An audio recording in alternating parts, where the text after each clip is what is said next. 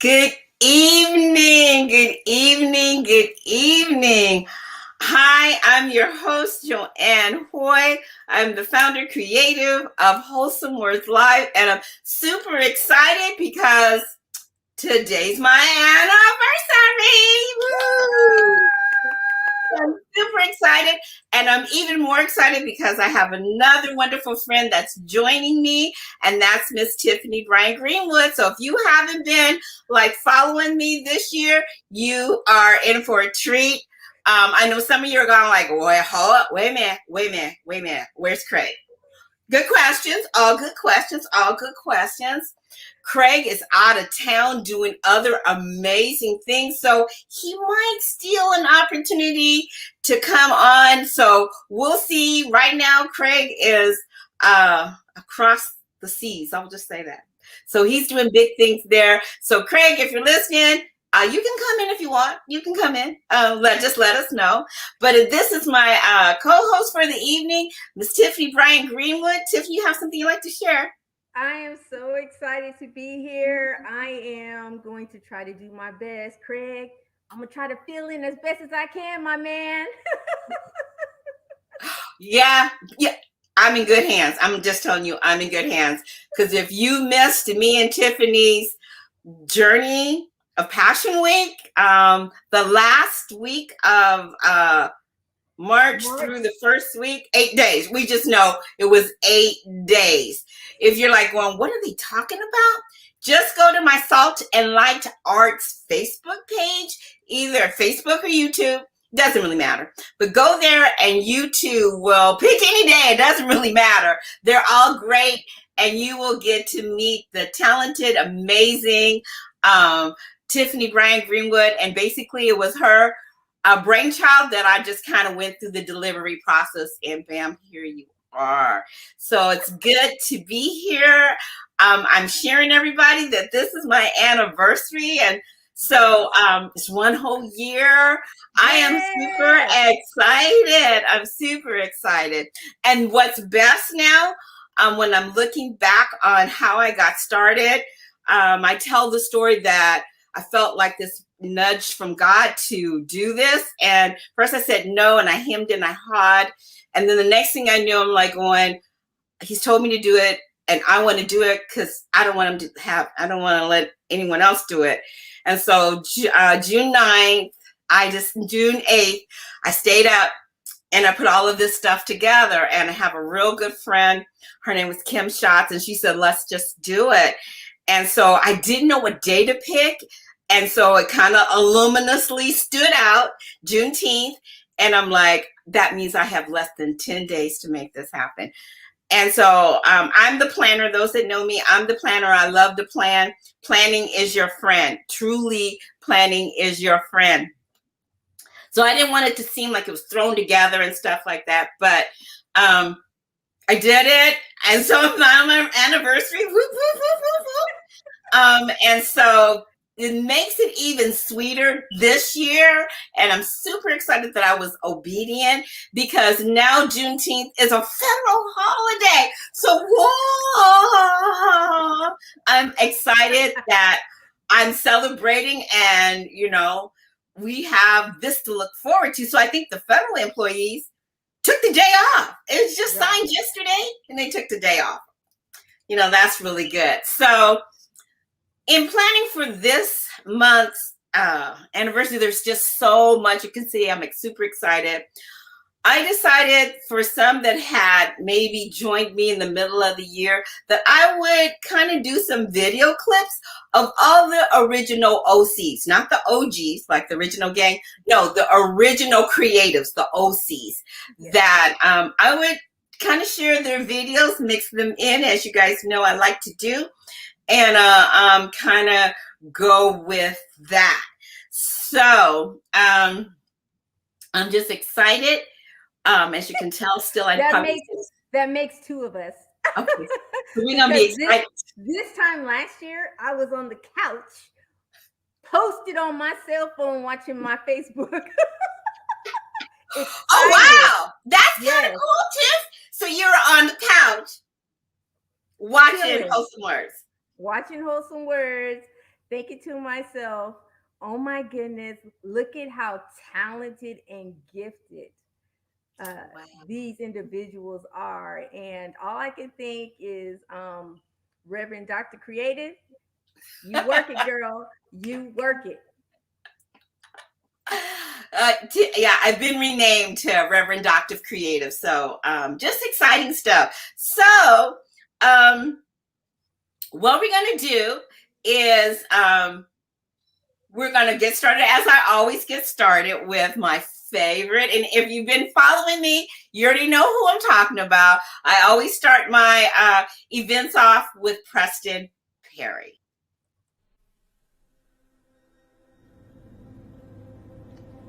Lord, if I ever forget how to praise you, let my tongue forget language. Let my ears forget how the ocean sounds when the currents violently collide against the rocks along the shoreline. And let me forget the morning, where the silence sings a symphony of peace that only you can orchestrate, and where your mercy is new and in its sweetest form. But remind me of the day when I was thirsty, in need of the type of water that will unparch my soul forever, and your grace came in and flooded this dying desert of a man. Remind me of the days when darkness followed me so much, the moon knew me by name, but your voice, still as a morning ocean, called me out of midnight into your marvelous light. Let not my heart be like Israel, who forgot that they saw you see in half, to lead them to a land where slavery knew not their names, and freedom sung them into a clear sky. But help me to remember your goodness, that your love is the only thing that matters when all else fails. Remind me that your brutal, bloody, beaten body was bruised on the cross for my sins, that you died in my place. When my pride is high, remind me that you lowered yourself to die for my sins. Lord, if I ever forget how to praise you, let me forget everything that has ever existed. But help me to remember you, because in you all things exist. We exist to make your name known, because when everything passes away, you will be the only thing that truly matters.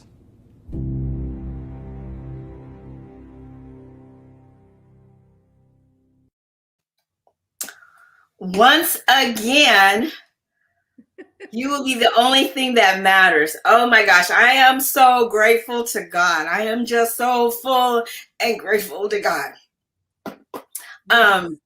I had contacted some of, like I said, the OCs, and not everybody could be on. I mean, it's Juneteenth and you don't have to wear a mask and all kinds of stuff.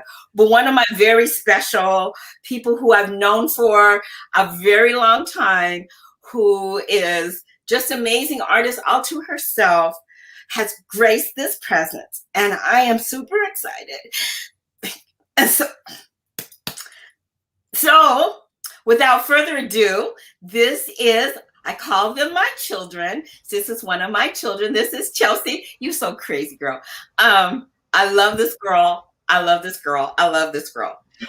So Chelsea, I just got to tell you a little bit about it, and I get all misty-eyed because Chelsea was with me and her mom when we were trying to figure out who's on first, what's on second. And Chelsea's like, y'all, this is how you, this is how you do it. And wait, y'all just do this, and I will be the person that will tell the people to turn their cameras on and off. And you will see in a minute the wonderful work of Chelsea. I have clips, right? So Chelsea, you know, my heart is just full right now. I'm super excited that you're here. I'd like you to introduce yourself, talk about your creativity, and what you remember this time last year. All right, can everybody hear me? Is my mic working? Yes, ma'am. So my name is Chelsea. Hi. My own creativity, I'm just kind of a spaz and I make artsy stuff. I like to dance and I draw. Sometimes I paint. This last weekend, I was a creative assistant at a yoga retreat and led different arts and crafts for the ladies and made signs for our guest speakers and things like that. So I don't have a lot of confidence about my art, but other people do, and they just kind of push me into things. And I try to take direction and help where I can help. And this time last year, I was helping Miss Jo and my mother, because as everyone knows, Zoom was the new thing, and no one quite knew how it worked or how to make it go live on Facebook. All of the software was up and coming, and like social media was scrambling to integrate things they hadn't before to try and be the next big thing to keep everyone connected. So I kind of learned a bit through my work, and luckily was able to help out with this event. And I remember being stressed out, but also excited just to be part of another one of Miss Jo's events. I've gone to many of her poetry nights over the years, and it's always a joy and a blessing. So I was just humbled and grateful to have been part of the experience and to listen to all the artists and help coordinate them. I was just really grateful to be a part of it. Oh, my child. So you're gonna have to stay throughout the whole thing. So don't be trying to leave. Deal. Yes. I know, I'm super excited. Super excited. I love, oh my gosh, now I'm even more excited. Okay, so I'm supposed to follow a script. Okay, Tiffany, I'm working on my script. Okay, so, I'm just following you, Jo. Whatever. Okay. I'm just here. Use me. Use me. Okay, so we're gonna go with the next one, and the next one is probably gonna become my new favorite. It's from Ronald Banks. It's called Peace Amongst Chaos. And even though we are still, I don't want to say the country's still evolving, there's still a lot of things that need to be done. And so this one's kind of growing on me. So I haven't been able to shake this one loose. So this is Ronald Banks, Peace Amongst Chaos. In this time of chaos and uncertainty, I bring peace with these words I speak, so listen. Breathe and allow me to create this blanket of serenity, one large enough to hold you and soften your anxiety. I know you may be wondering, when will life return to its normal ways and bring sunshine to these cloudy days? My son, my daughter, in due time it will, much sooner than you think. And this fear you feel will pass like the gas you have from all that food you bought. And we'll then all gather to tell this story like, you remember that one time when, and laughter will fall from our lips as we embrace our loved ones. So as you go, learn to be still. Allow your breath to guide you. You'll get through this. We all will.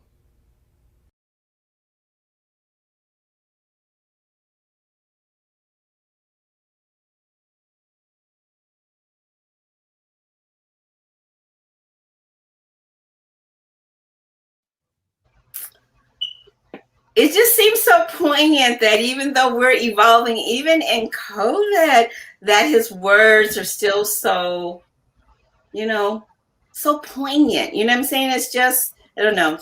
It just seems this, what are your thoughts, Chelsea?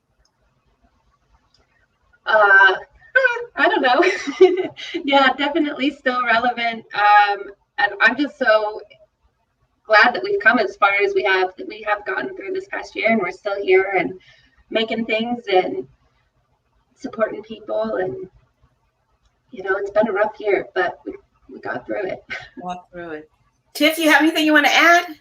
Well, I just wanted to say that I'm evolving in this atmosphere of creativity, and I don't think that this would have ever actually happened if it wasn't for the pandemic.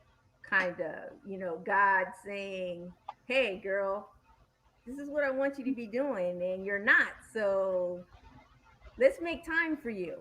And I think that we were able to use that opportunity to still reach out and encourage one another, uplift one another. And we have to remember, although it has been a hard time and we have lost so many, we're still here. And Amen. so our purpose still needs to be fulfilled, and we haven't yet. And so it's time, and the time is now. The time is now.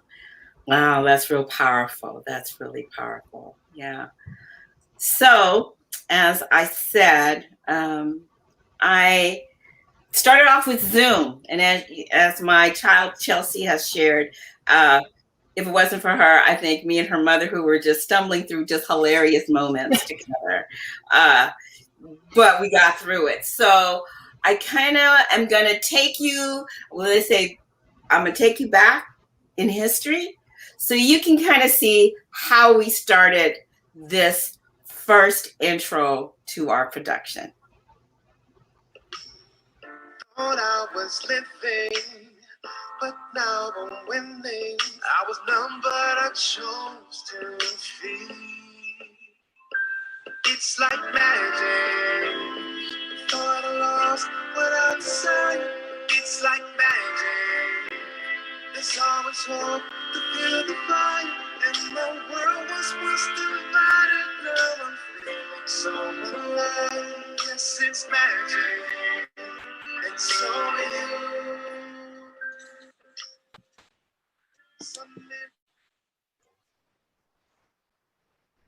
Good evening, everyone. How are you? My name is Joanne Hoy, and I'm excited about A Moment to Breathe. And I'd like to introduce my co-host, Kim Schatz. Hi, everybody. So excited about tonight. Thanks for joining us. We have some amazing people with us today. It's taken a little while, but we're just excited that we're able to do this through Zoom. So all of my Facebook buddies and friends, keep praying, all right? Okay. Tonight, we are having, like I said, a moment to breathe, a time to kind of just reflect. There's a lot that's going on in the community, and we just all just need a moment to breathe.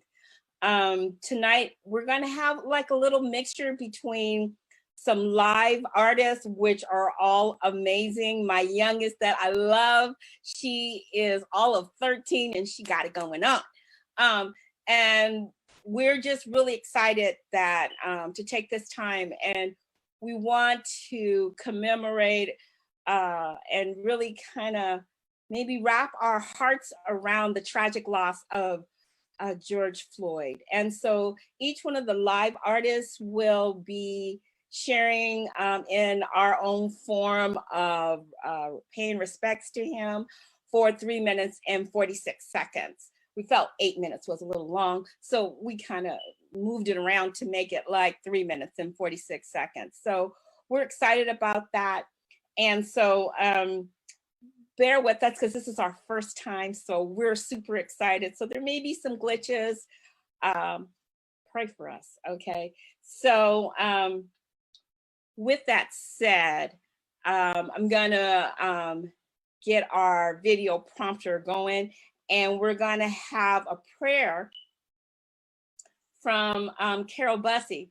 You know, things happen in life, and this is probably one of the craziest things. I got an email this morning real early saying that Spectrum had shut down their internet until further notice. Well, it is 7:33, and yeah, till further notice has not happened. And so unfortunately, she's not able to be here, but I am the creative that I am, and I had her videotape it. So we're gonna go to Carol Bussey, and I know my people are working and doing what they need to do.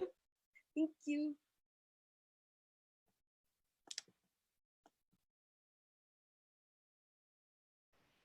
Hello, my name is Carol Bussey, and I'm reading a poem prayer for you. It's called Justice. Lord, for all those who have fallen victim to hatred and humanity, for those loved ones who are left behind to mourn, for the souls of those whose hearts are cold, Lord, hear our prayer. For the children who are being born into this world of conflict and violence, for women and mothers who suffer needlessly. Lord, hear our prayer.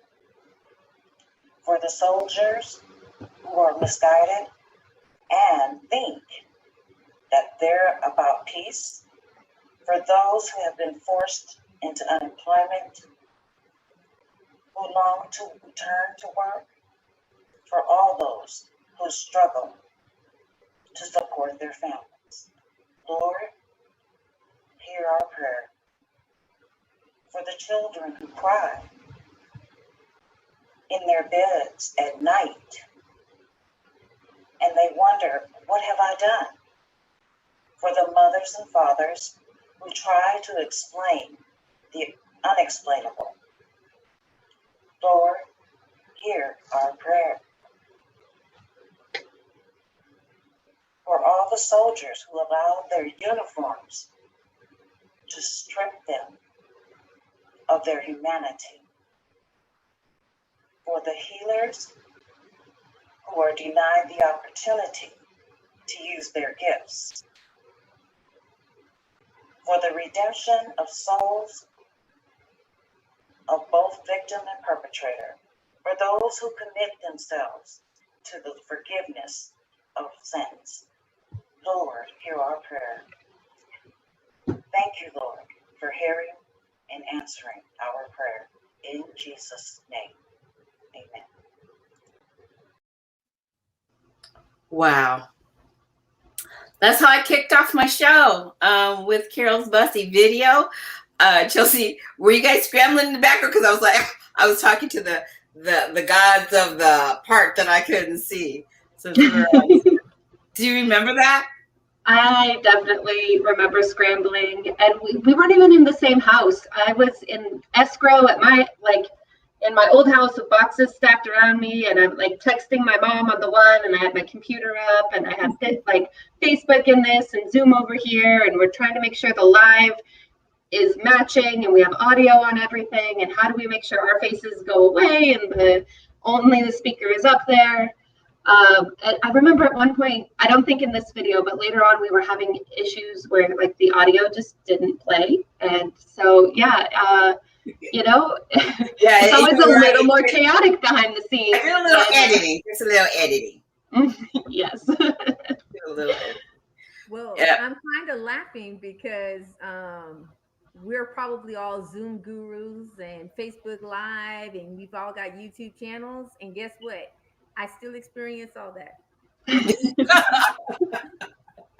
I still experience all that. I still smiled. I was just like, I think you're still muted. So, you know how many meetings we have with work, with Google Teams, and come on. I think technology, no matter how fast it moves, we're still going to have the occasional whoopsie. Definitely. Yeah. Exactly. Right. That's just crazy. That's just crazy. Yeah, that's just crazy. And I was also thinking about too, we just for us, the state of California just opened up. And so not all of us are still back. Yes. School closed out this year virtually. And so we're still feeling the effects of the pandemic, and those prayers that my sister was praying for, they are still relevant. Yeah, they are. Yeah. And that's what I think is kind of interesting when I was preparing for this, that,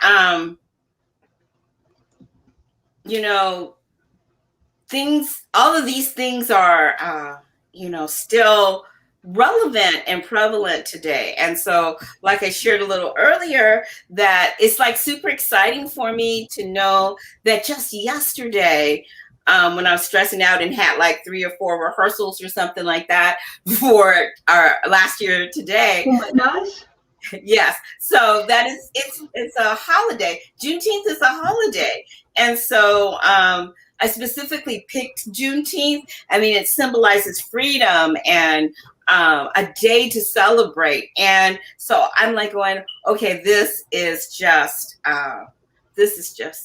amazing to be able to reflect in that year. So yeah. I don't know. We have so much to be grateful for, and yet so much to even prepare and look for and stuff. So as you know, I have my partner in crime that you saw in the beginning. She had planned something fantabulous because she had been locked in the house for over a year. And so this is the weekend that she's spreading her arms out and just going. So, you know me, I'm the creative that I am, as I said. I have a short video of her, of what her memories are. It was so crazy.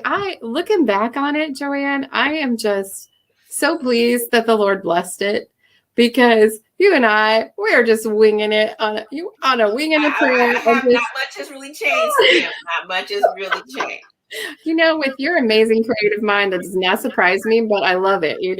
We just keep, like, I don't want to say fail forward because it's kind of cliche, but it feels like that sometimes. You just have to keep stepping out in faith, doing what you can, trusting God, and accepting that there's going to be mix-ups and goofs and right? You just keep going. And if it's for God's glory and it's his purpose and what he wants from us, that's it. Like that's the point. The point is to just step out in faith and face that fear and do it anyway. So it sounds like we started the interview. So Kim, do you remember? Could you share how we got here, or what was your experience to get us to this anniversary, or to get us to the first show? Well, I think the main thing, obviously, the thing that kicked it off to get us, you and I, back really talking in detail, had to be George Floyd's death. His murder was horrible, and I was just hurting for my friends, especially my friends of color. And I felt so powerless, and I knew that was of the enemy, that he wanted me to feel powerless and that I couldn't do anything. And so I was, I think, pretty much trembling, texting you for the first time, because it had been a while since we had spoken. And I think I texted you something like, I don't know what to say. I don't know what to do, but I care about you and I'm here. And that was kind of the jumping off point for you and I to reconnect artistically and creatively and just come together. And then it was like being caught in a Hurricane Joanne, because you have all this amazing creative thought and ideas. And then my contribution was to try and help figure out some of the logistical things.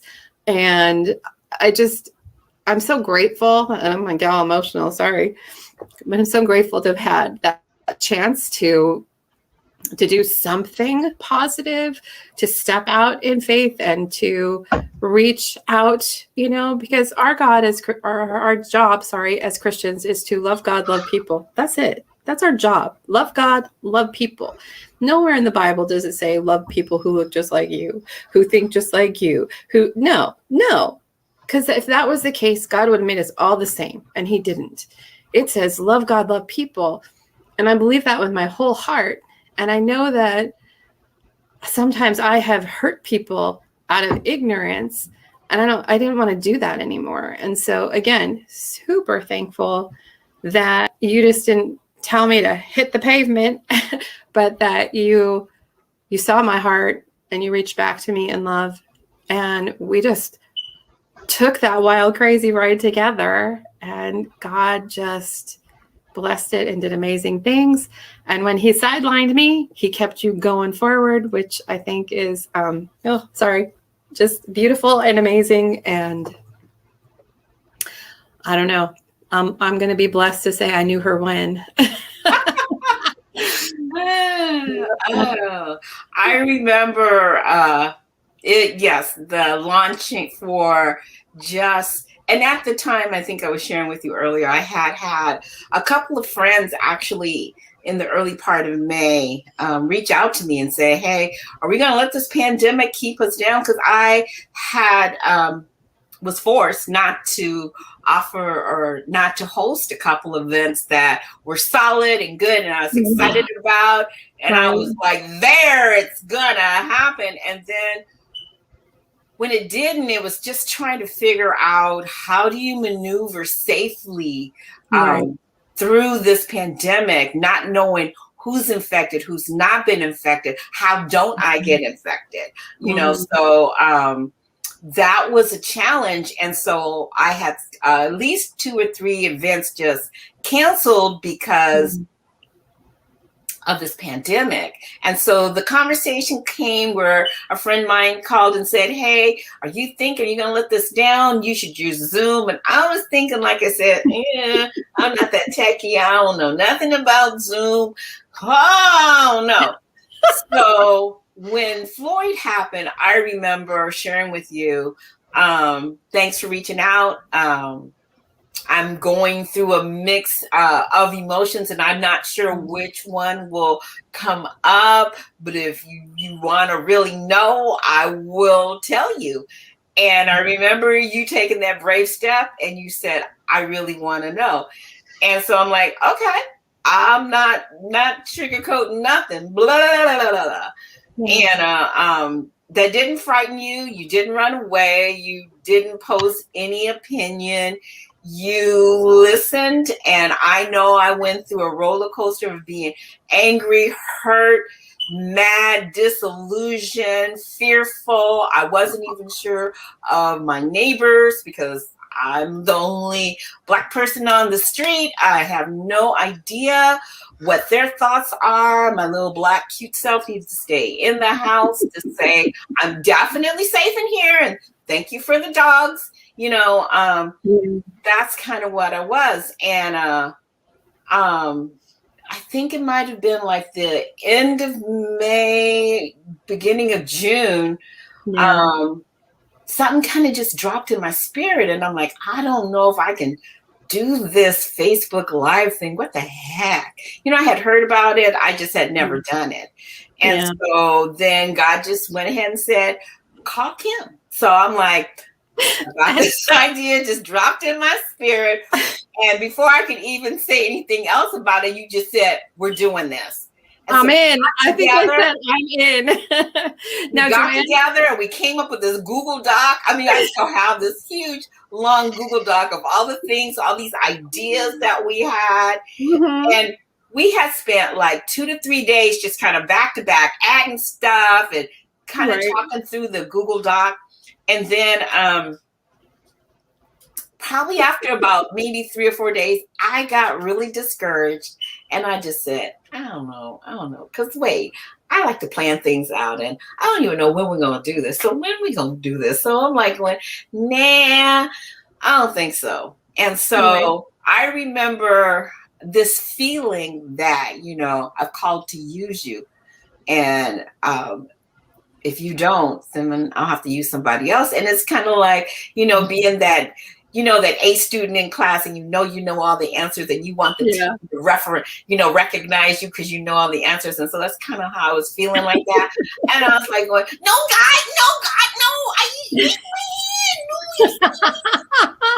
and it was that kind of feeling that this opportunity to serve him during a time such as this. He asked me to do this. You dropped this in my spirit. I know when it's your drop. I know it is. And so now what am I afraid of? And so I just said, we're doing this. I don't know. And I remember thinking, God, when am I going to do this? And it's clear as his conversation with me, Juneteenth. And at that time, it was like the evening of June 8th, going into June 9th. And I'm like, going, we had like what you mean? I only got 10 days. I got 10 days to, really, not even 10. I got, this is like in 9 days. I'm like, oh. Right. I knew when you told me that, I'm going, you realize that's like a week and a half, Joanne. That's a week and a half. We don't know what we're doing, Joanne. And that's a week and a half. And I remember thinking, oh my gosh, how in the world? But then it had to be that day. It had to be. It just made perfect sense. It was the right time, it had to be. And so we just dove in. And you know what's hilarious to me is if you were to ask any of my students which of their teachers had the most tech challenges this year, they would say shots, hands down. And so for me to be the tech director on this venture, oh my Lord, that is funny. It is funny. And that's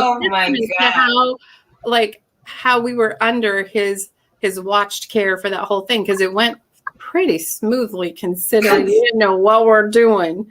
Right. So. and so I started asking all of these other creatives, Christian creatives. And I remember one little girl, she was a friend of mine had reposted what her mother did. And here's this little girl just sharing some stuff. I'm like, wait a minute, let me see if I can ask her. And then all of a sudden this little girl from I don't know, Florida decided she wanted to do it. Oh my gosh. And then others started wanting to do it. And I started like, okay, God, I raised my hand. I did. And okay, wholesome words, a moment to breathe. And I was like, wow, okay. And so I remember all of our little tech rehearsals, like, okay, let me do this. And then we turn off the camera. Right. We turn on the camera. But who's going to remind these people? And I'm like, I'm doing good by reading their bio. And you said, and I'm doing good by staying as a tech director. And so we employed your daughters, Mallory and Chelsea, and they did a fabulous job because I was like, I had everybody's information on this little iPad mini, and I was scrolling down, making sure I could read it and look like I'm looking in the camera. And we tried to have some music. We were going for the gusto to try to have a moment to breathe. And so in retrospect, I know we did something in July, but then God, he's kind of one of the people that he likes to like surprise. And then I'm like, okay, so me and Kim, we're doing this. No, we're not doing this in August. Okay, she's gonna come back in September. So I do be big girl, and I'll do this. And so I was able to talk my other good buddy, Craig Carlisle, could you just be on there? For Craig. I don't know what I'm doing. So the first 3 I think I did was Zoom. Yes. And I said, well, I think there's a better way. And so I had heard about this platform, StreamYard. And I'm like, I think I need to make that transition because there were some parts of Zoom where I felt was very limiting. And StreamYard at the time, you could have I think maybe 8 or 7 to 8 people on. And I'm like, okay, well, we'll work that out. I'll work it out. I'll figure out something. And so every month I kept on saying, is this the month she's coming back? Is this the month she's coming back? And so then after a while, Craig was like, okay, I'm good. And I'm like, okay. And so I learned a lot. You talk about, and I know I'm kind of techie, but this was such the biggest learning curve that I've had in a while.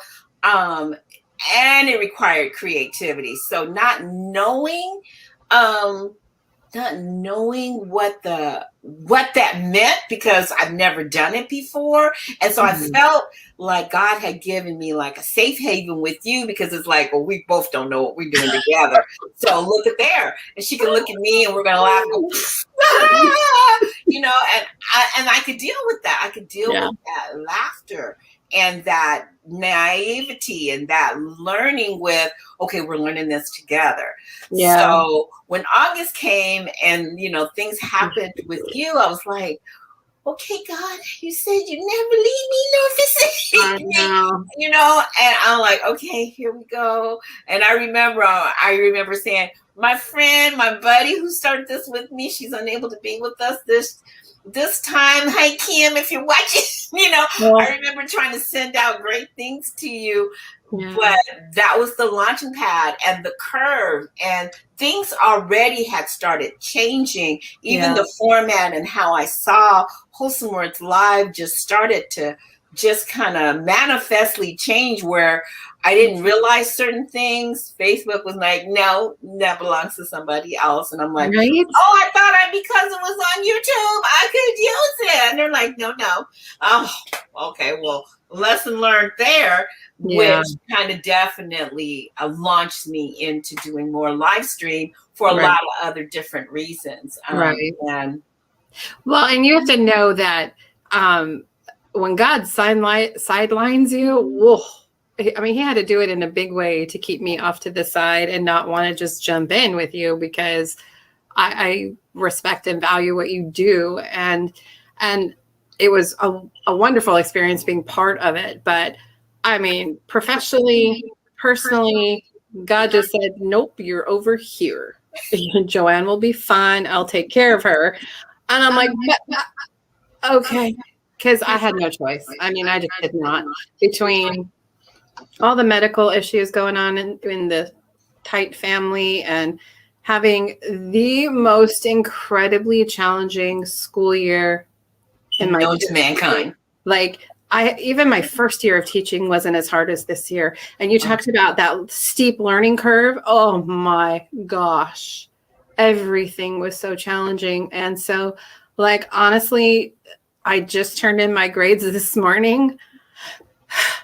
I can breathe for the first time since, I don't know, since last March, probably, because professionally, it's been the hardest year and a half of my life. And so appreciate your grace and like your graciousness to me, and that you still love me. And you know that I didn't go away on purpose. God said no. And you know, there was just, it's just been crazy. So yeah, I'm done. You know, that's why we have plans to go and enjoy and just be away for summer, because it's been a lot. I need that moment to breathe, honestly, just to redirect and repurpose. And who knows, maybe in August, maybe I can come back. If you still love me, girlfriend, that sounds good to me. And so for those of you, if I haven't already shared, that this is my partner in definite creative crime that kind of jump-started me to this. And so she checked her calendar when I got this brainiac idea to come back and let's really look at a moment to breathe a year later. And then she says, I'm out of town that day. And I first said, girl, you go, you have fun, and don't worry about it. And, you know, once again, God just dropped something in my spirit, and I'm like, I have a live stream studio. Maybe she can just record this with me. Then she's like, she's there, and I'm happy that she's there, and you guys can see, and I can do the same thing. And so that's where we are. You did. I'm so happy that you did. When I got that text, I'm like, oh, yes, I can do that. I know. Yes, came back so quick, and then I was like, oh my gosh, I thank you, God, for live streaming and StreamYard for me to be able to still capture what we would have said that night, and I can just click play and, edit the video and all kind of good There you stuff. Oh, yeah. So, that's, if I didn't say that already, that's what this is all about. And wherever Kim is right now, when we're playing this, having a good time, girl, hope you're having a really good time. So, oh, me too. yeah, wherever you landed, because we have been like kind of under a stethoscope where we've been kind of contained. Yeah. But it hasn't contained the creativity. And I know for me throughout this year, when I say my learning curve right is up there somewhere, because it still hasn't stopped. Yeah. And I've done all kinds of different things on this that I would never have thought I would do. I have rehearsals now. I have meetings now on this thing. To me, it's better than Zoom. I'm so glad I just listened to God and just followed what he was telling me to do. And I definitely am grateful for it. And I'm grateful for our friendship. And so even more so, if I was on Zoom, I don't know if I would be able to record this. Would I be able? I don't. Yeah, so you can. It's complicated, but you could. But yeah. So I think you do, because I know where I'm working, I do see a little record button, but it's not like I requested it. So I click off all the time. Like, no, we just talking here. Yeah. So that was the nice transfer. So the the monthly event has changed dramatically. And so I'm excited about those that will be coming up next. I was trying to get all of the artists. I may not have been able to get them all, but the ones that I have been able to capture, I'm going to enjoy. And so I don't know, Kim, you have anything else you'd like to share? I don't know. I just hope that that people will do what we've done, which is to reach out to our friends and just be a willing ear, listening to each other, hearing each other's experiences, and especially, reaching out to artists that so much of a creative spirit to convey through art what words fail to give us. And so I just think there's so much value in what you do, and there's so much value in a friendship like ours. And I hope that people will, that will resonate with people, because that's what we need. We need more open hearts, more open ears, more open arms to fix what's wrong in our country. And it's, chills.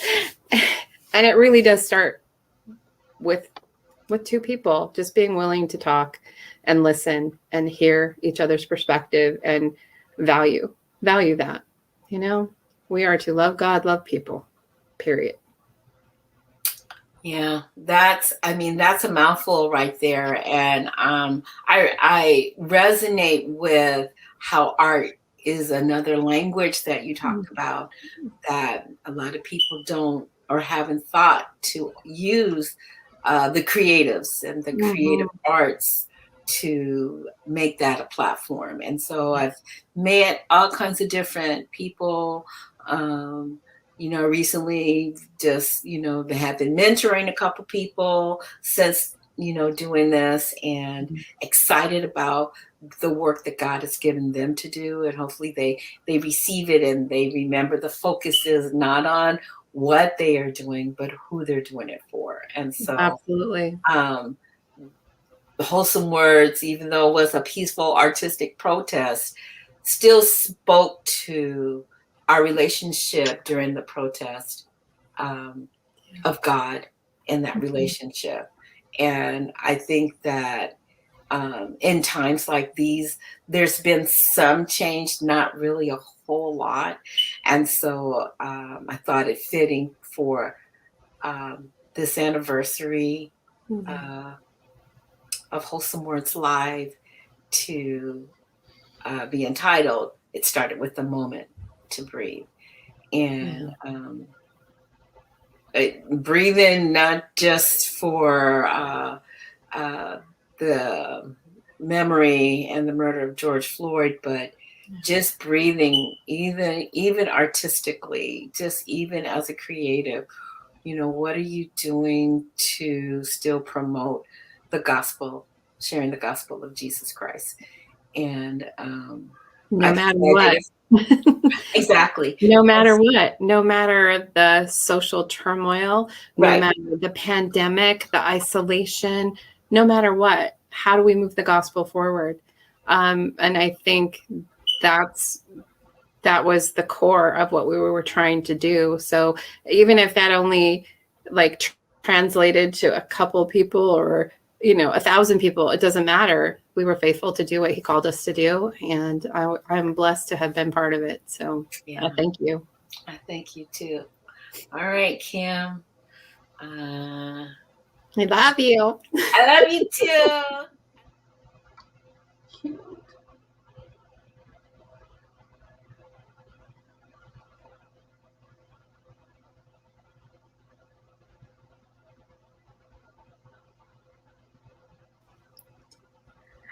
For a while, I was like going, wow, this is a really good interview. I'm like, it seemed like she was right there. So Chelsea, make sure you tell your mom. She was right there for me. So all right, I will. Just a lot of richness of Wholesome Words and how I came together.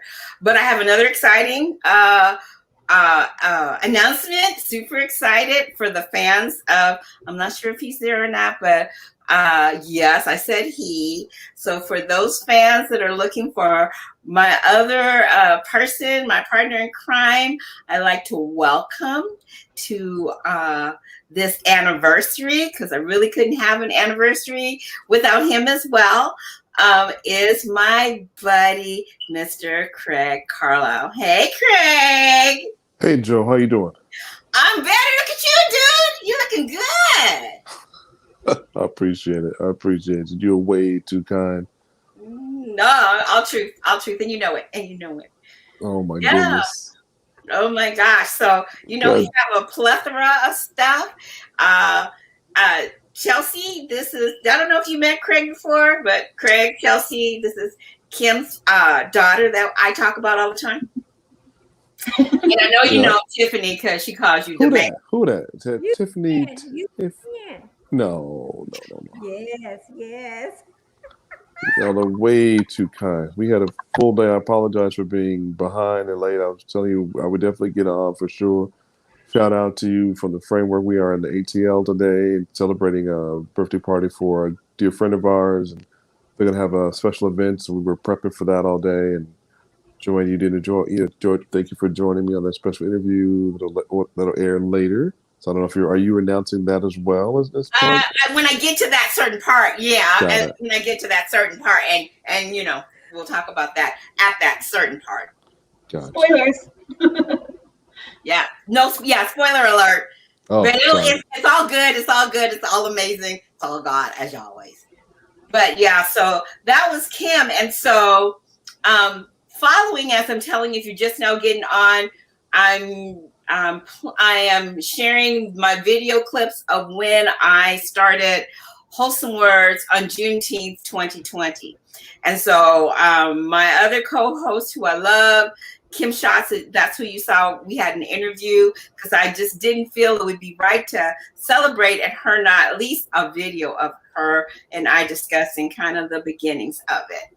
So we're going to move to the next person that was on the that happened this time last year, and that's another good friend, Miss Anissa Vincent. So we're going to get started. And so my first live artist is Anissa Vincent. She's quite dear to me. She says, I am Anissa, a lover, a follower of Jesus, a woman who takes every opportunity to challenge herself, push herself, and even fail while doing it at times, to grow to be the best me I can. I love people, and I love people who don't, because they just don't know me. Let me welcome to this event, Miss Anissa Vincent.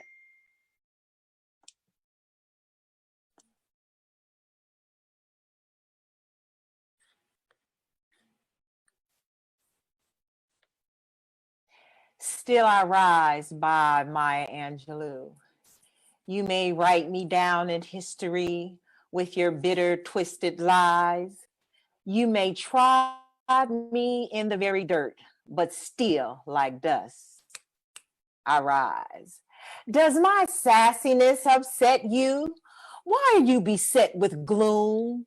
'Cause I walk like I got oil wells pumping in my living room? Just like moons and like suns with the certainty of tides, just like hope swinging high, still I rise. Did you want to see me broken, bowed head and lowered eyes, shoulders falling down like teardrops, weakened by my soulful cries? Does my haughtiness offend you? Don't you take it awful hard, 'cause I laugh like I've got gold mines digging in my own backyard. You may shoot me with your words, you may cut me with your eyes, you may kill me with your hatefulness, but still like air, I rise. Does my sexiness upset you? Does it come as a surprise that I dance like I've got diamonds at the meeting of my thighs? Out of the huts of history's shame, I rise. Up from a past that's rooted in pain, I rise. I'm a black ocean leaping and wide, welling and swelling, I bear in the tide, leaving behind nights of terror and fear. I rise into a daybreak that's wondrously clear. I rise, bringing the gifts that my ancestors gave. I am the dream and the hope of a slave. I rise, I rise, I rise.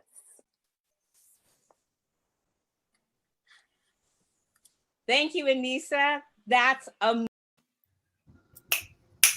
right. I know that's right. I know that's right.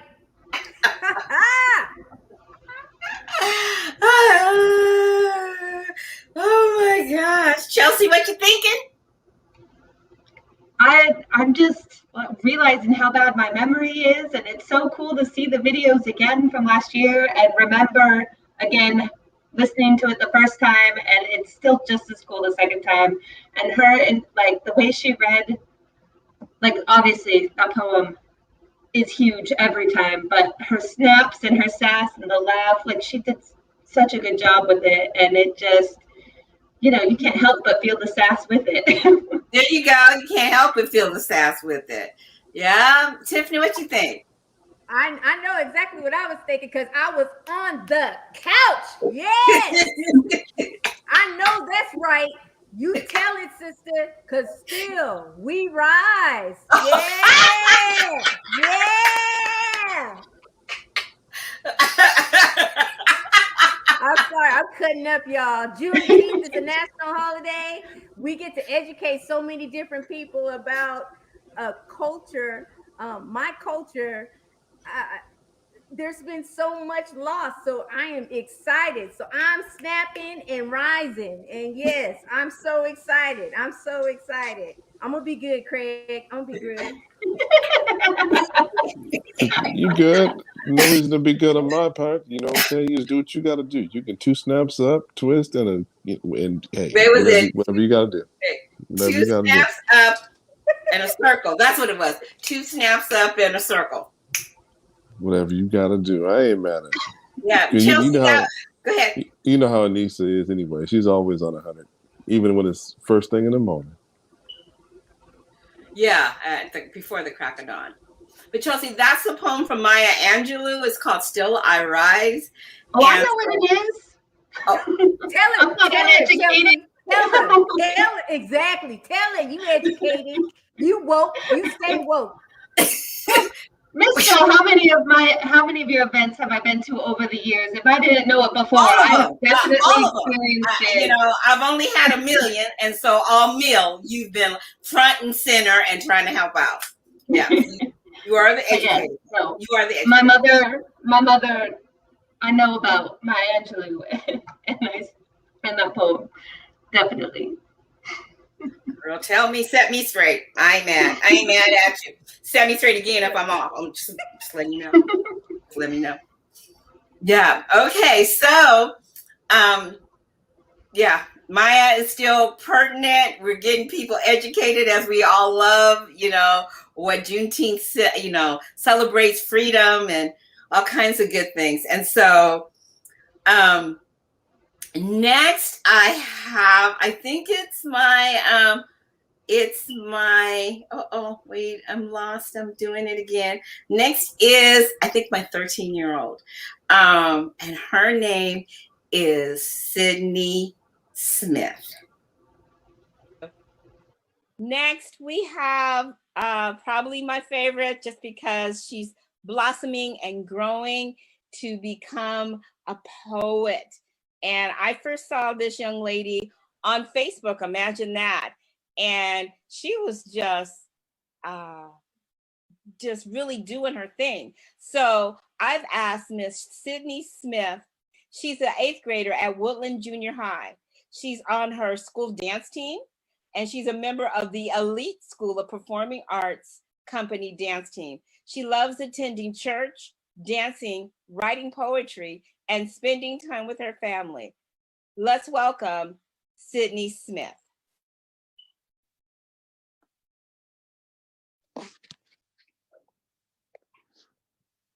Okay.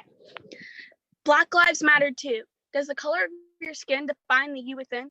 Does your race get overlooked as a mistake? As a child, you love to play with toys. Why? Because it brought you joy. You love us when we're helping you and on your screen, even though we tell you we feel as though we're not being seen. So the minute we tell you how we feel and take a kneel, you just expect everything to be sealed and for us to heal? That's not fair, and I don't see the appeal. Would you discriminate against a dog because of the color of its paws? Would you kill your dog, or if you killed your dog, you'd go to jail, but it's okay to do that to a man, kill him or put him in a cell? That's not, maybe you've never truly opened your eyes and your eyes are just dim. When we protest, you're confused why we're mad. You've never been hurt nor sad. We're tired of the pain that we carry. All lives are equal, since we live as brothers and sisters in Christ. We all deserve an equal shot at human rights. All race, religion, sexuality, and nationality should be able to come together as one. Even though there's been a lot of damage done, we're not going to stop fighting, and I will continue to keep on writing. Whoa, little girl, I am so excited. Thank you so much. That was well done. That was Sydney Smith. Oh my gosh. I love that little girl. I do. I still love that little girl. I do. You heard me snap it. That little girl. Woo! Woo! Yeah, that little girl. Tiffany, you were sitting on the couch, huh? Yes. Snap, snap, snap. And I was like, tell him, girl, tell him, preach. I was okay. Yeah. For y'all that don't know, I was cutting up last year. There was just so much emotion and everything that was going on. And every time I heard someone say something that I was just like, yes, you're hitting that nerve. Yes, you tell them, that's what I'm feeling. Yes. And to know that she was 13 at the time. Yeah, she was 13. Girl, I think she had just turned 13. When we did this, she had just turned 13. And I was like, when I saw her in the early part of May, she was still 12. So wow. Amazing. Wow. Dang. Craig? She has more confidence at 12 than I have at almost 30. We're gonna work on that. But you're an amazing artist, Chelsea. Craig, what do you think? I think Chelsea's confidence is definitely growing because she's in tonight with Wholesome Words with us. So Did you see her cut me? Did you see her cut me? I saw her. Sorry, Miss Joe. Don't tell my mom. You'll be watching this, I'm pretty sure. Mm-hmm. Yeah, she might have to come in here and beat on the door and come in there and snatch you up. But that's all right. You're all right. Yes. And so I was really encouraged to have such a variety of artists, especially by age. And so when this little girl agreed to be in Wholesome Words, I was just like, are you serious? And so it was my hope that other young poets or artists would see, I'm inspired by what she's doing. I think I might want to try and maybe read a poem. And that's basically what this platform is still all about, is giving people an opportunity to share what they have. And so, because it was at title and peaceful artistic protest, because all of the negativity of what protests were viewed as, you know, this was my contribution to say, we're protesting, but we're doing it in a way that hopefully brings us together and, you know, maybe start something that has not been done before. Yeah. Okay, so my next one, after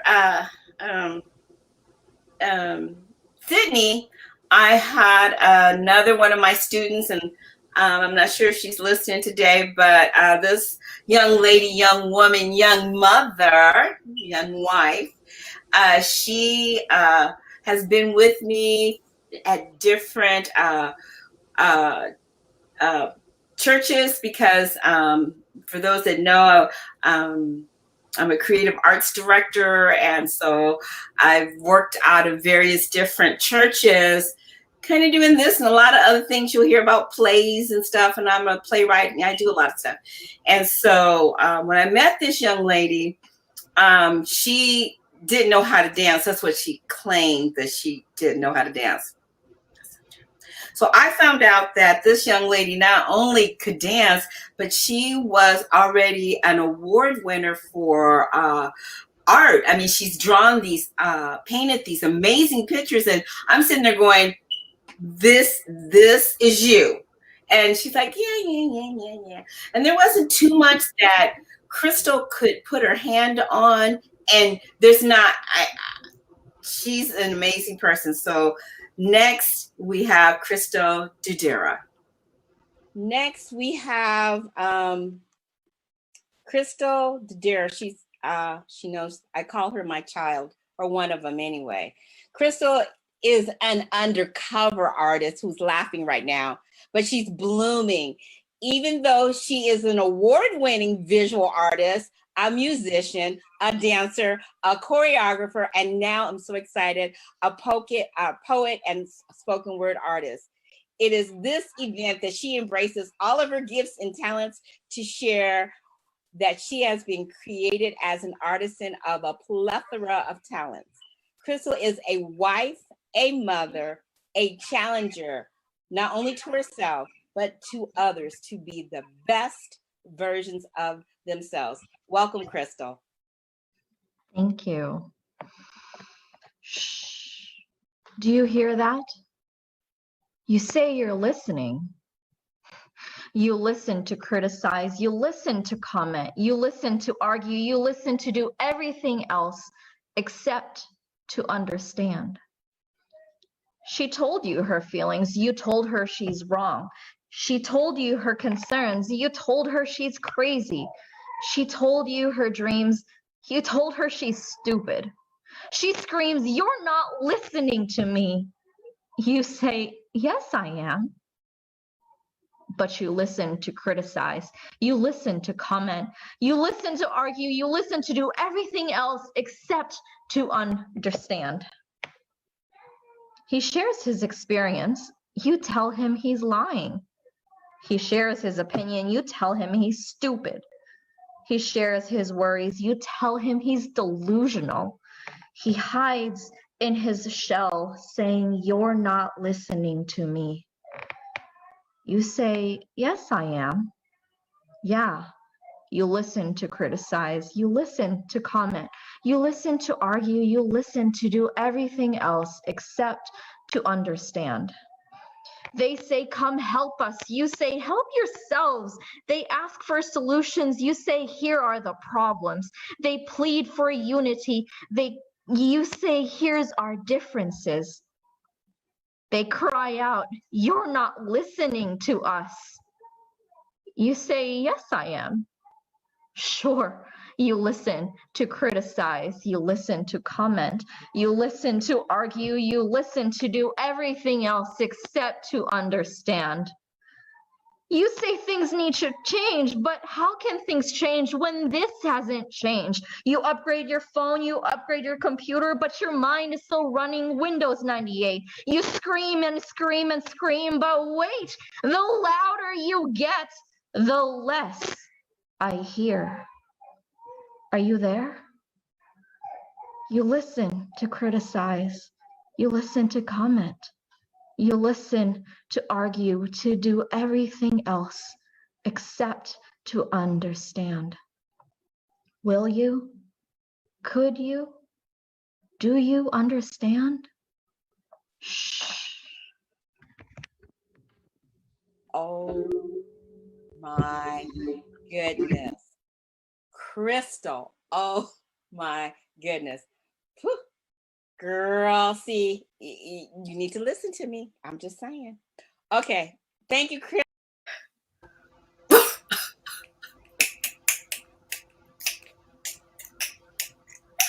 I forgot she did that. Yeah, girl, I told you I remembered. I remembered. Oh yes, I was posted last year. Posted. Oh my. And that's what she would say.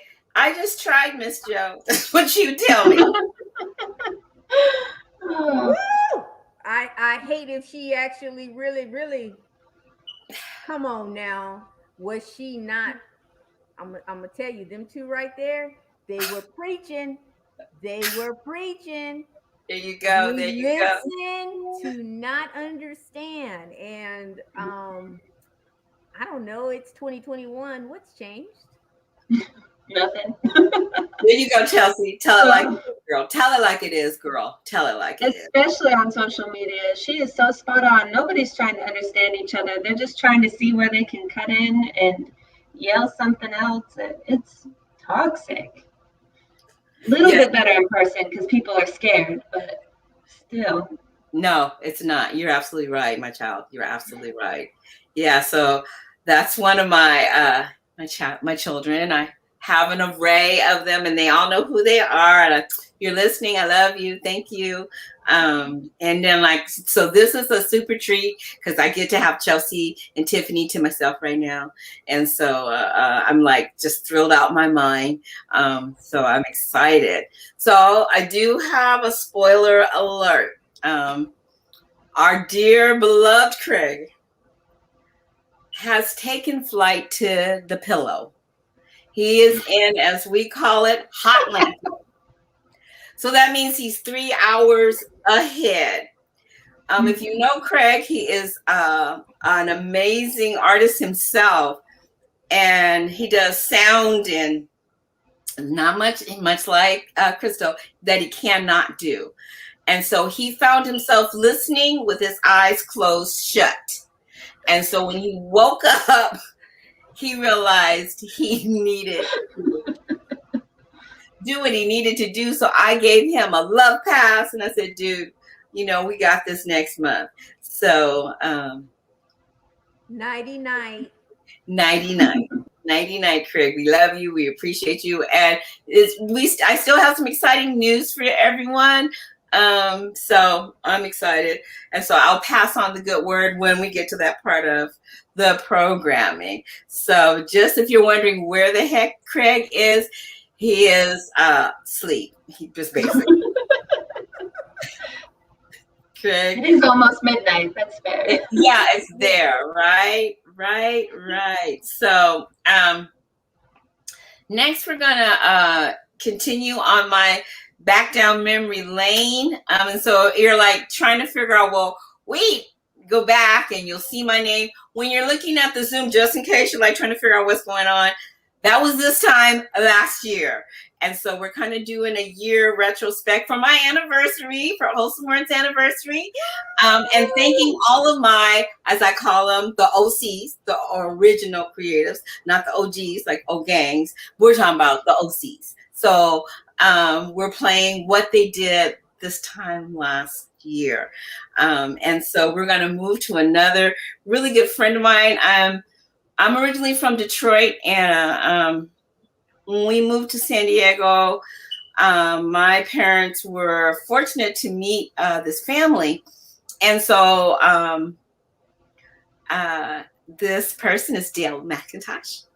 And so he remembers all the way back to elementary school. So that tells you something right there. So I'd like to have you guys join me this time last year with Dale McIntosh. So next we have a dear friend of mine. I've known him, I would just say almost all my life. I have a couple of those people tonight, and that's Dale McIntosh. We went to high school together, so we'll just start there. But Dale is a native of Southern California. He graduated from my alumni, San Diego State University in 1993 with a degree in computer science. He is the principal and chief technology officer at Forward Slope Incorporated.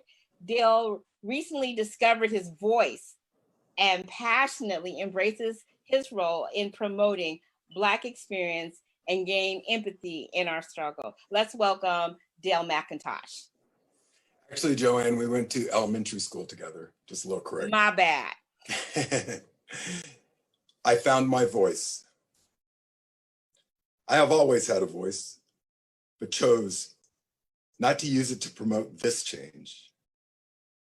I never truly knew what it sounded like.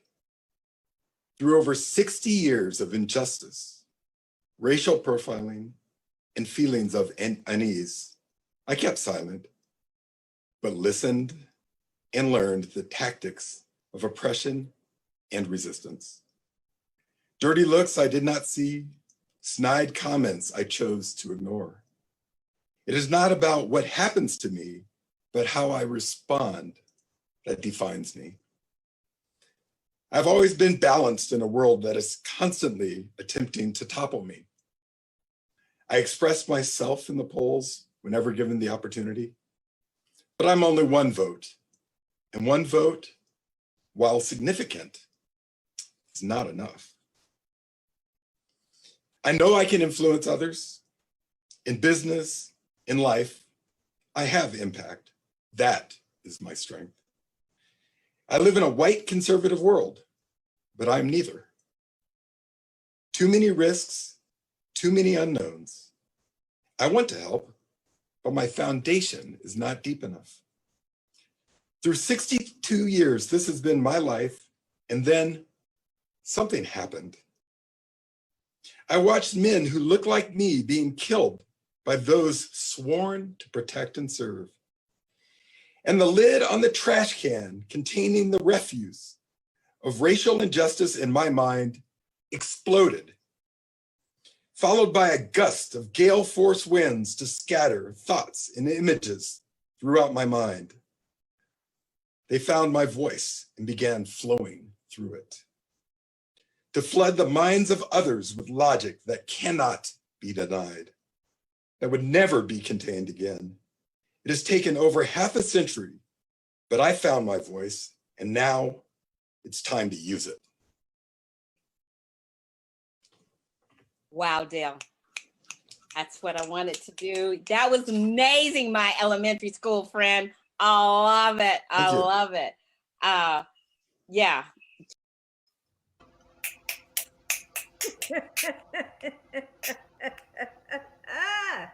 I mean,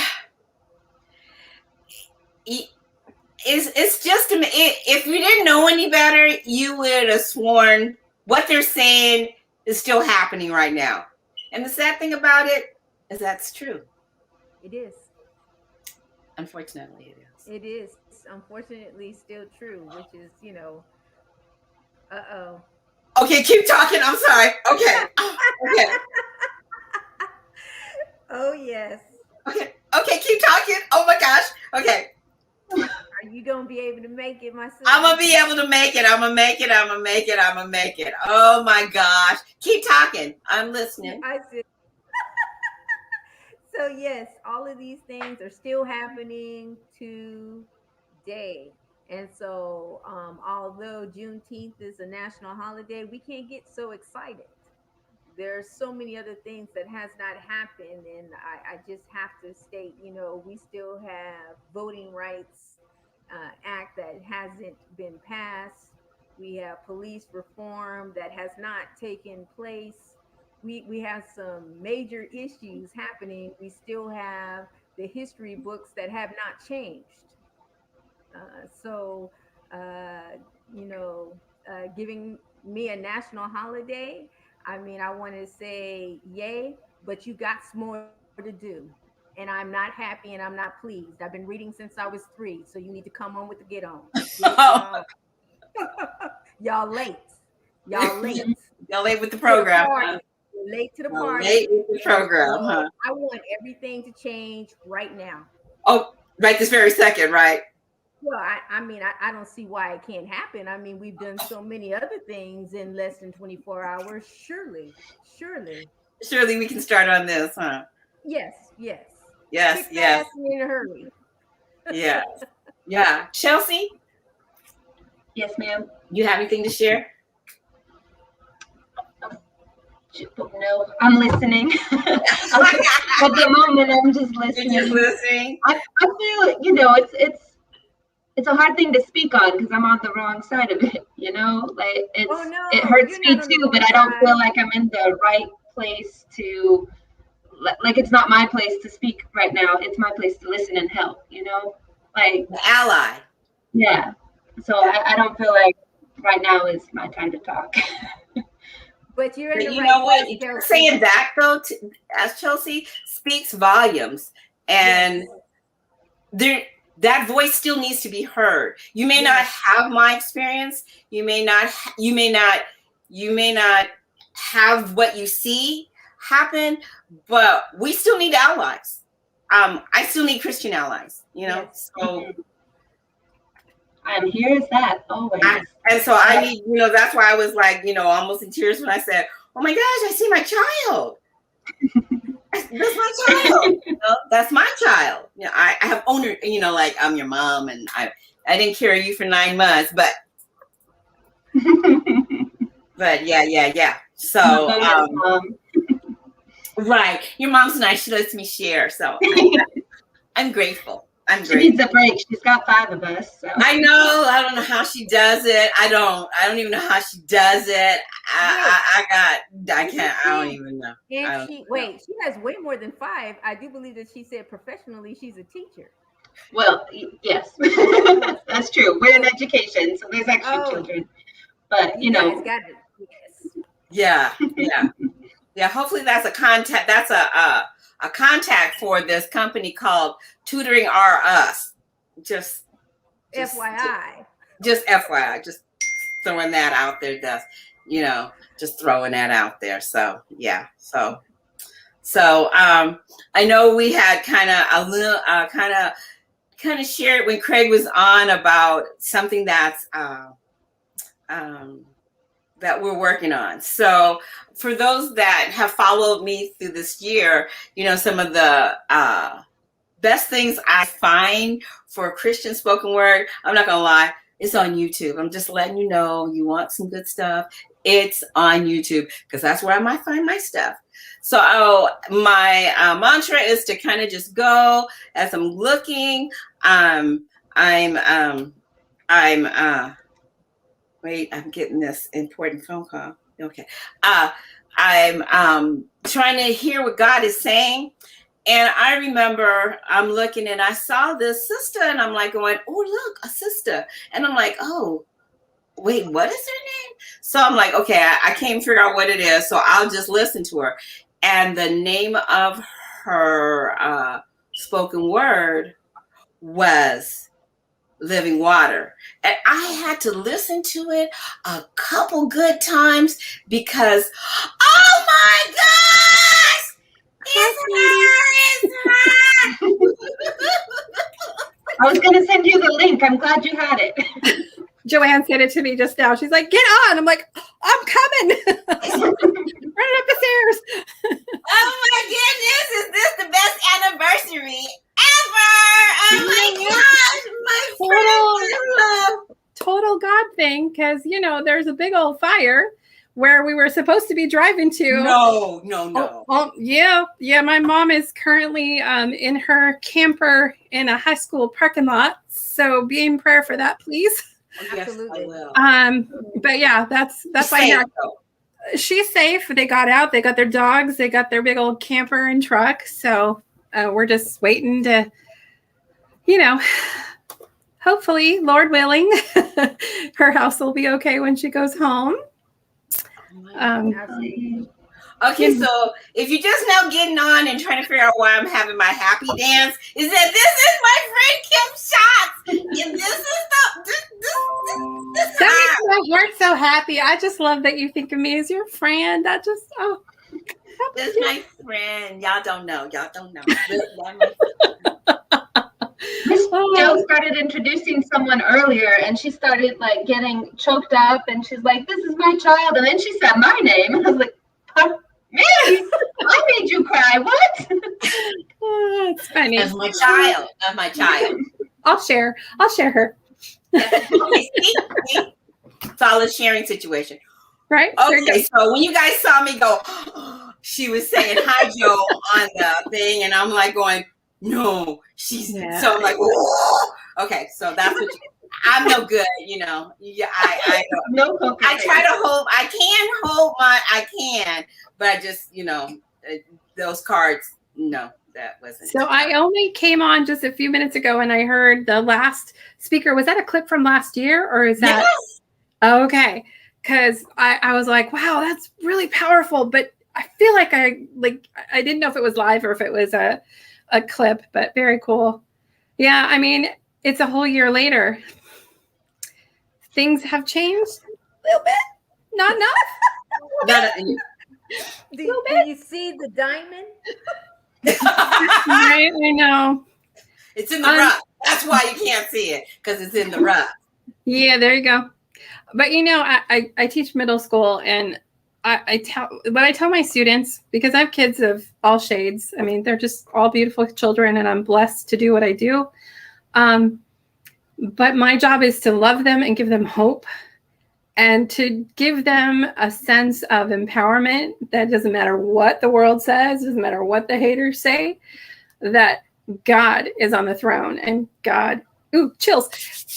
He's in control, and these haters can say what they're going to say, but that's not going to get in the way of who God is. And the only way that these haters win is if these children, these beautiful children, feel like they can't win in this world, that they can't accomplish what it is that He has set for them. And so, nothing broke my heart more than I gave my kids an essay a couple years back, and it was. I'm sorry, I'm just totally taking over, Joanne. Just no, this is all good. No, I will let you know. Okay, good. So anyway, I gave him this essay, and we were talking about Dr. King because it was January. So we talk about Dr. King because, any excuse, let's talk about him. And so I asked the kids, I'm like, do you feel like not only Dr. King's dream, but the American dream, do those belong to you? And I got all kinds of answers, just all kinds of stuff. But this one precious child, she said, no, it doesn't, because I'm Black. I just about fell over, started crying. And I was thankful that I was reading it by myself, because I would have been crying in front of my students and they'd be like, what's wrong with this woman? But I was like, oh, precious girl. And, I told them they didn't have to put their names on it. Like, you could just be raw, say whatever you want. Like, don't put your name on it if you don't want to. It's okay. But I had a feeling I knew which child it was, and so I had pulled her aside later and had chatted with her. And I just said, you know what? The success is the best revenge. Get out there and go after it. And, I don't know what God's going to do with that seed, but I pray it took root in her life, because that is my mission field. That is what I do every day. And praise God for summer so I can recharge. Jealous. My school doesn't have summer. I have summer. It's next week. I have 1 week. Oh my gosh.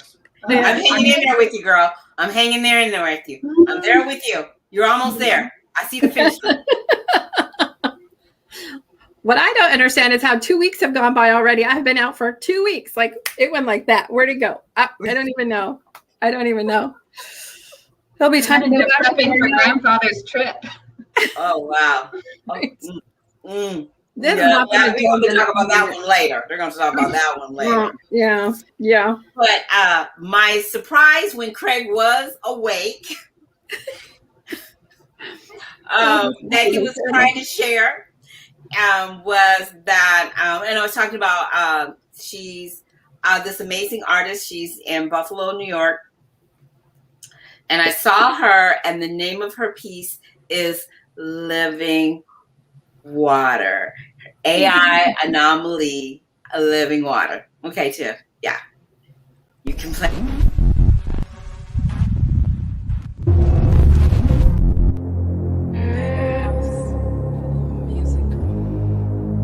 Yeah. Hey. Ay. Hey. Ay. Hey.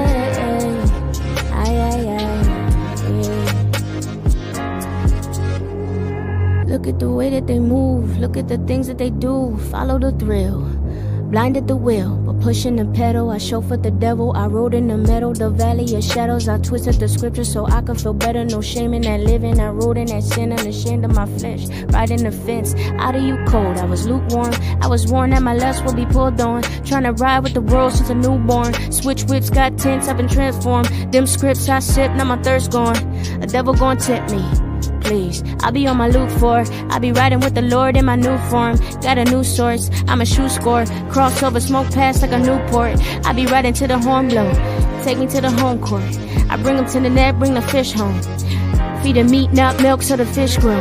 I'ma lead them to the well, let them ride on their own. I'ma ride with the Lord till I ride with the Lord. I'ma ride, yeah. Early on the grind, I ride. Schwinn with the bike, I glide. Quit, not me, I tried. Get like me, let's dive. Early on the grind, I ride. Schwinn with the bike, I glide. Quit, not me, I tried. Get like me, let's dive. Living water, living water.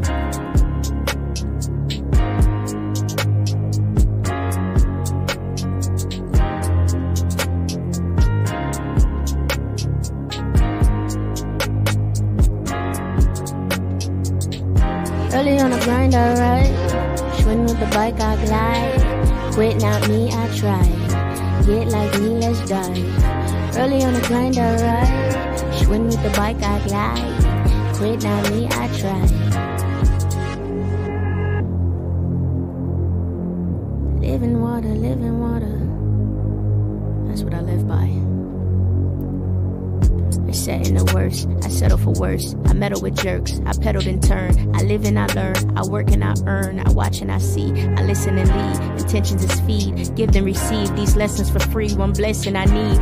Death on a tree, a vessel indeed. Take it from me, put your pride on a leash. Control that thing, earn your keep. Better build your dreams, no rent, no lease. Let's own this thing, let's get it, let's keep. Yeah. Early on I schwinn with the quit now, I get like this. Early on the grind, I ride. Schwinn with the bike, I glide. Quit, not me, I try. Get like me, let's living water, living water. Living water, living water. That's what I live by. Living water, yeah. Living water, yeah. Early on the grind, I ride. Schwinn with the bike, I cry.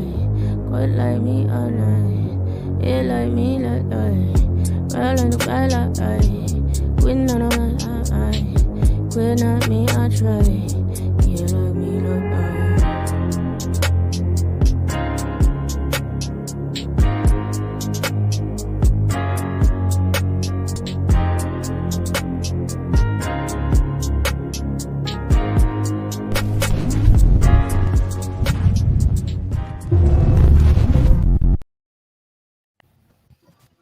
That was amazing. Wow. Right? All the snaps.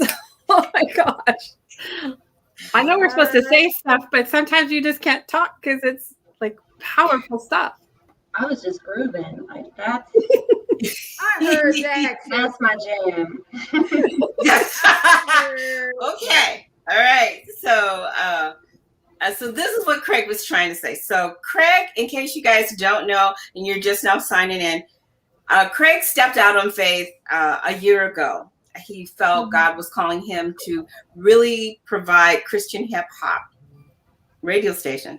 So as soon as he started, it was like out of nowhere, at least that's what it looked like to me. There were 4 radio stations from across the country that picked him up. And the cool thing about the framework, and if you want to listen to some nice grooves, you can hear the framework on theframework.com. So you can go there right now and start listening to some Christian hip hop, amazing artists. And so what Craig is a widower and has actually 5 sons, but 4 of his sons are running this hip hop radio show. So, Craig jumps on in my transition and with Kim, and I told you I'm surfing YouTube and I see AI Anomaly and I'm like, living water. Oh, no, you coming on the show. And she was like a showstopper, like we feel like right now. So Craig has grown, and at some point, hopefully everybody keep praying, Craig's about to go through 48 different radio stations. So keep praying. Wow. So Craig has his youngest son. His name is Jackson, and Jackson is amazing. So he asked his dad, like maybe fall of last year, could he do interviews with different artists? Craig said, great idea, let's do it. So this little 12-year-old 12. So this little 12-year-old's been doing interviews. I mean, some amazing people that's really, really in the Christian hip hop community doing, just amazing things. So about a month ago, maybe a month and a half, Craig, because I keep playing AI Anomaly for obvious reasons. Right. Craig decided to take another leap of faith and reached out to her and said, I have a 12-year-old son and a radio station, whatever. And she said, yes. Nice. So, wait, it gets even better.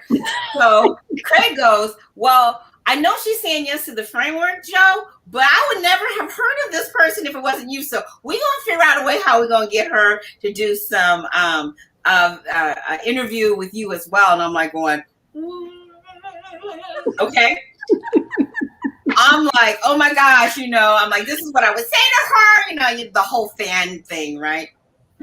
So this afternoon at 3:00, I was on interview with AI Anomaly. Nice. Wow. Yes. So keep, if you're not hooked up to the framework, whether on his Facebook page, definitely check out theframework.com, where you'll probably get because Craig has now over 100 different episodes, all hosted by his kids. I'm like going, and when you hear him, you're going to say, shut up, he's not no 12 years old. Shut up, you're what, 14, what, 15, 16, 17. And one of the sons was on, we had mentioned earlier that Tiffany and Tiffany's brainchild, we had Millennia Uza Tiffany. Millennia and Kate. And I said, let's ask Caden if he wants to come on. And Caden blew everybody away, this little 17-year-old who's just doing amazing things as well. So all the kids are talented and gifted and stuff. But today, Miss AI Anomaly was on. And so I'm hoping Craig's going to do some footage cutting for me. So I can say, stay tuned. I don't know how I'm going to use it, but I'll figure out something. So that's it. AI has dropped a couple of new different songs. So it was deep, at the end of her video, she lives by the mantra, pray, push, persevere. And she just said that's what AI is all about. AI is about prayer, push, and persevere. And I may not be saying it in the right order, but an amazing woman of God. Her foundation is, coming out of the church and being able to make this blend and make the message for the sake of Christ. And again, when I first met her, I'm like, girl, I'm just saying, I was all there. And then when I had to act like I was a professional, I worked on it. Yes, she's just an amazing woman. So stay tuned for that. So Craig, I don't know if he rolled over and realized he didn't. He needed to ask me something. Oh, yeah, he says, feel free to say you met her during the framework interview. I met her, guys. That's so amazing. Okay. Okay, so anyway, we are growing. I'm super excited. Okay, so we're going to keep going because we still have a couple more people. So as we go back down memory lane, again, back Juneteenth 2020, the next person, of course, it was an AI anomaly on my show because I didn't know about her yet. But this particular person, I do know. I've been working with her for an amazing amount of time. She's talented, creative. She has this unique way of blending music and spoken word in a way where I truly have not heard it like that before. And so, again, she was one of my friends that I've known for an extended period of time. And so last year, about this time, Shirley Jones shared. So we'll go back to last year to hear what she did. Next artist that we have is a really good friend of mine who is a partner in crime in the spoken word arena. Shirley Jones, known as Miss MSJ, loves God, loves people. Her life goal is to spread the love of Christ through diverse creative arts. Welcome, Shirley Jones.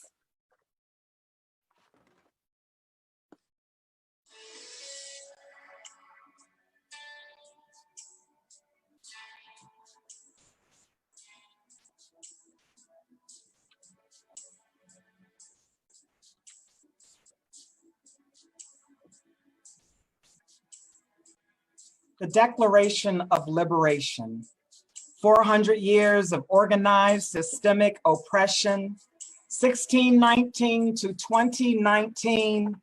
Can someone just give me one moment to breathe? We, the descendant people of Africa, forced to leave our homeland to be enslaved in the Americas. We denounced Willie Lynch letter and the Jim Crow laws that were set in motion to keep us enslaved. We're now a collective force moving in support of each other as we walk in peace, love, and the pursuit of justice. We declare that our bloodline is now free from bitterness, self-hatred, jealousy, and envy. We reject dependence on Anglo approval, recognition, and validation of personhood. We liberate our minds from lack, poverty, and negative thoughts, actions, and deeds. Can I have one moment to breathe? We liberate, we declare, and decree that we now walk in the revelatory promises of Genesis 15. 13 to 14. Can somebody just give me a moment to breathe? We stand in agreement that we will recycle our dollars in our communities, helping to build economic sustainability with enterprises owned by African Americans. This will influence the socioeconomic patterns in all of our communities.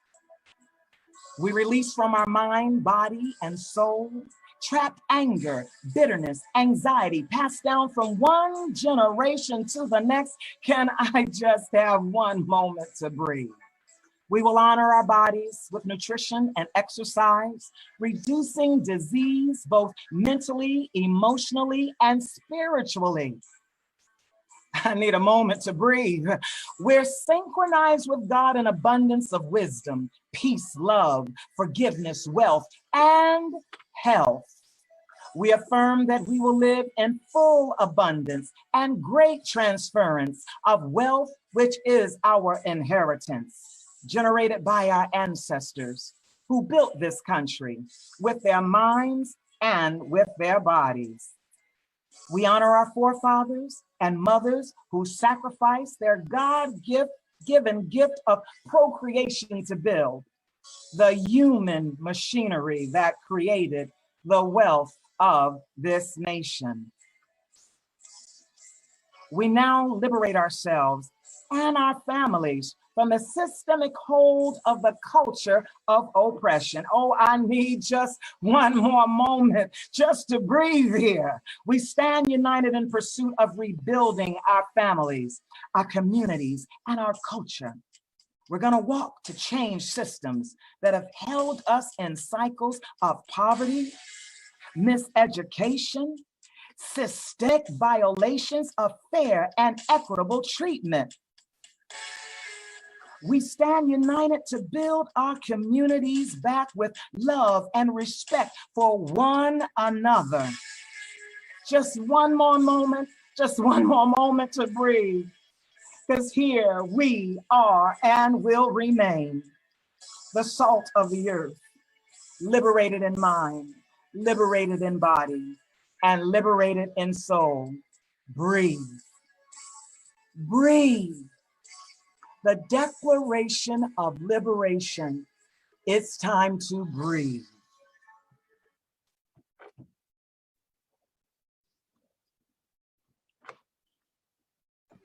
Thank you so much, Shirley. That is amazing. Shirley and I are going to be joining forces, hopefully sometime in the real near future. Shirley, could you share a little bit about Gospel Latte, please? Oh, Gospel Latte. Gospel Latte, Gospel Latte. Gospel Latte is a place to be heard. It's a place to share your love for Christ, your feelings, whatsoever you find yourself going through, whatsoever solutions creatively, you have a platform. It's a platform for the young at heart, and also for the vintage. And it's a place where you can share your gifts with other artisans. It's a place to be heard. Thanks, Shirley. I appreciate you, girl. You like doing that? There you go. Right. Snap, snap. I love the music. Amen. Bless you. Okay. Okay.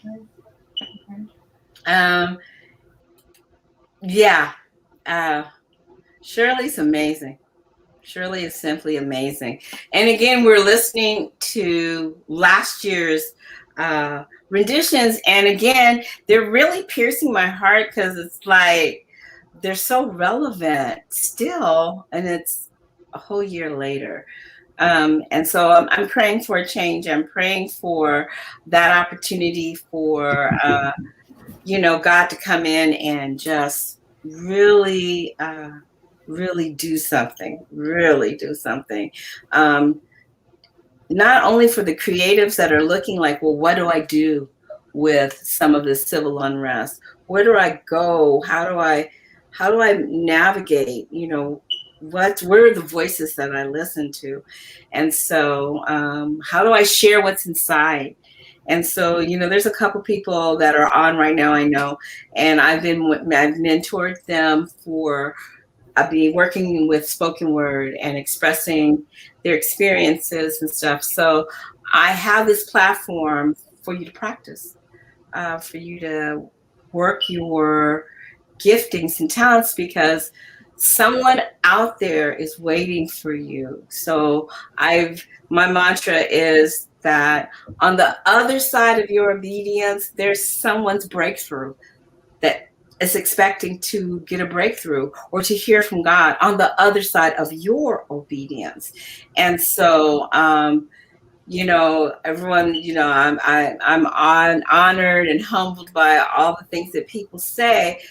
But on the other side of my obedience, I'm trusting that someone finds their way. On the other side of my obedience, that they find that relationship with God. On the other side of my obedience. And so you've heard me say I struggled and a learning curve and all that, but I did not let any of that deter me. And Chelsea will tell you, Kim will tell you, and even Tiffany, and if Craig was on and not dead sleep, they will all tell you that I had a hard time. I had a really hard time with just thinking, I don't know what I'm doing. And so there will be seasons, honestly, that you will feel like, I don't know what I'm doing. But on the other side of your obedience, who are you going to set free? Who's looking for their miracle because you were obedient? So I want to encourage, I don't really care how old you are, because you can see I have a little 13-year-old on here, that if you know you're supposed to do something, be obedient, because someone is waiting on the other side for breakthrough, for a word of God or confirmation. I mean, you can fill in the blank what someone could be waiting for when you're obedient. So, that's kind of snaps for that. I mean, that was beautiful, Joanne. That was beautiful and so true. Just so true. And I think we can all, it resonated with all of us what you just said, because we've felt that. We felt those times where we've struggled to step out in obedience and be like, okay, Lord, I don't know what you're doing, but I'm just gonna follow where I think you're telling me to go, and I'm gonna trust you. Ish. If we're being honest. That's true. That is true. I'm just saying. Right. But no, I think that resonates so strongly in my life. I've been on the receiving end of that, where, sitting at one of your shows and somebody just broke me. I full on ugly cry. Could not even breathe. Literally couldn't breathe, because I was just full on. It was bad. The time you were there after the hospital, you couldn't breathe either. Yeah. But I think there's so much power in that, and giving the younger creatives their practice, their chance to, stretch those wings a little bit and see what they can do. And then bringing on somebody like Shirley, who is just powerful and eloquent and dynamic and she's phenomenal. So I think having kind of that juxtaposition of different abilities and different stages, but yet still there's so much truth and power in each of those experiences. So, I love you. Just keep doing what you're doing. Yeah. And I know people say, yeah, but you've done it before. And, yeah, I have, but it's the first time for me. A lot of times over and over again, I might switch something up and I'm like, I don't know how this is going to go. And so like Kim was saying on in her interview with me, it's like, we were winging it. And I'm like, we're still winging it, right? Chelsea said the same thing. We didn't know what we were doing, but we don't know what we're doing, but God knows what we're doing. And if we just take that little small step, what was that thing that the guy said when he got to the moon? One small step for one small step for man, one giant leap for mankind. Okay, so we got to do something for mankind, folks. I'm just saying. So hopefully this is encouraging. And again, like all my OCs, and I still got like a couple more to go. The next person, I don't know if Tiffany, if you could do the video first of my next guest and then do the interview. So you can you want me to switch it around? Yes, please, if possible. If not, then it'll roll. And so the person that I'm talking about is another creative criminal that I know that will be arrested for criminality of creativity. And that is Cynthia Carlisle Fields. Oh my gosh. Much kind of like the spirit of Kim, only worse. We are awful together, and it doesn't even have to be like I'm talking to her on the phone. That's bad. We can be texting and something will drop, and we'll just.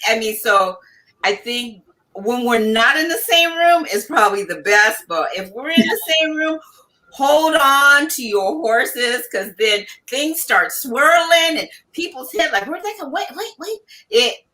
It is awesomely criminal, and we love every second of it. And so she too was one of my guests, and I was trying to have her join me today. And so the creative in me, so I can interview her too, like I take Kim. Oh. So I think I want to play what she did last year first, so you can see what she did, and then we'll play. We'll be right back, and then we'll play her interview of her experience. So Tiffany, can we do that? Yes. Oh Lord, pray for me, y'all. Our next live artist, she loves the Lord with all of her mind, her body, her spirit, her gifts, and her talents. Ronnie is an. That was Ronnie. And so the prayer of the righteous availeth much. And so this is the one we wanted. You are amazing. The next, our live artist that we have is Cynthia Carlisle Fields. She is a good friend, a co-creator, and a lot of different things that I've done. Cynthia Carlisle is an award-winning writer from San Diego, California, and a graduate of San Diego State University, another great alumni. Cynthia is the author of In My Mother's Shoes, and most recently, Messages to the Woman in the Mirror. If you haven't got a copy, you need to get one. She's showing you guys the book. I love it. She is also mentoring aspiring writers and host a writers conference last year, with the plans of hosting again this year at the San Diego Convention Center, which unfortunately, as many things have, was canceled due to COVID-19. Cynthia is a co-creating producer and writer with the Organics Collective, along with me, Joanne Hoy, which together has created several productions and opportunities to work from the country's best and upcoming creatives. Currently, Cynthia is working on her first children's book and continues to work on her online fiction projects. One of my favorites is the Derek Morgan Chronicles and the Book of Hondo. Welcome, Cynthia. Thank you, Joanne. Appreciate it.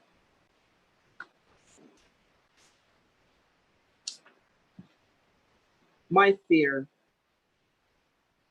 is not that I will die. It's that I will live. I did not want to come here forced from my warm hiding place. My fear is that I cannot walk with my eyes closed. I must face the world head on. Church and children were supposed to be sacred, but churches are burned and children sacrificed to idol gods. My fear is that I can no longer sit. I must make a stand against what I know is wrong. Must I lose my life to save it? Must I be a reminder that the madness must stop? My fear is that I must be brave, but how can I be brave when I'm small? It doesn't take a giant to touch the sky, nor an angel to talk to God. My fear is that I can no longer be afraid.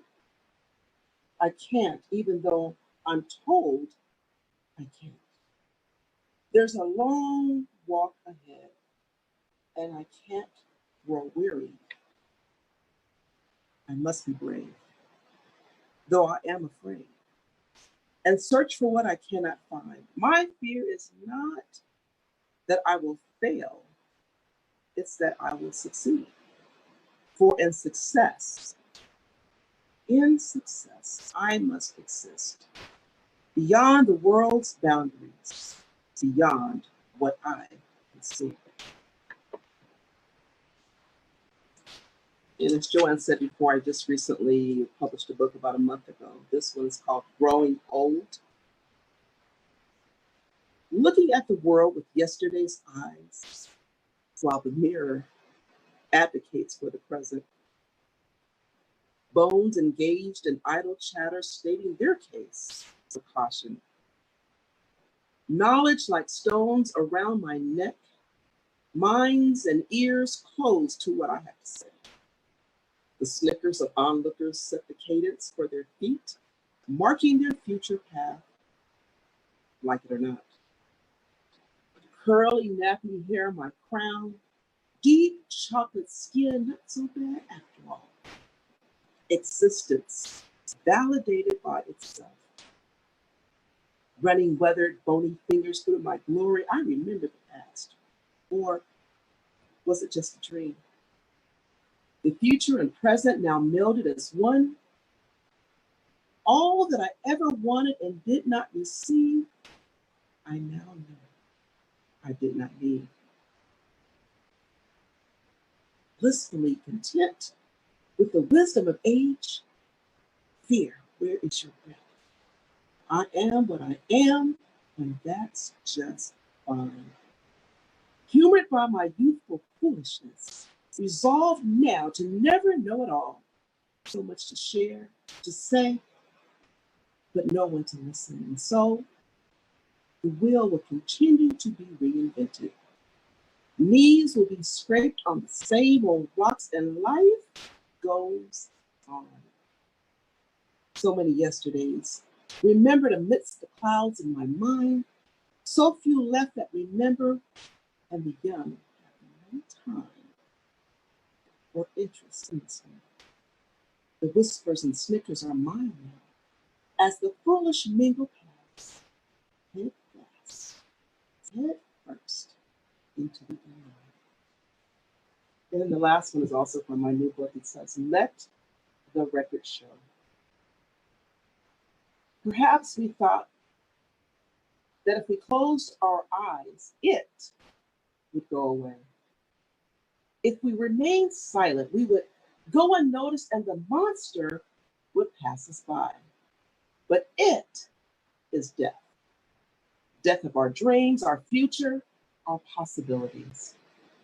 Death brought it with them, annihilating what we held so dear, but would not fight for.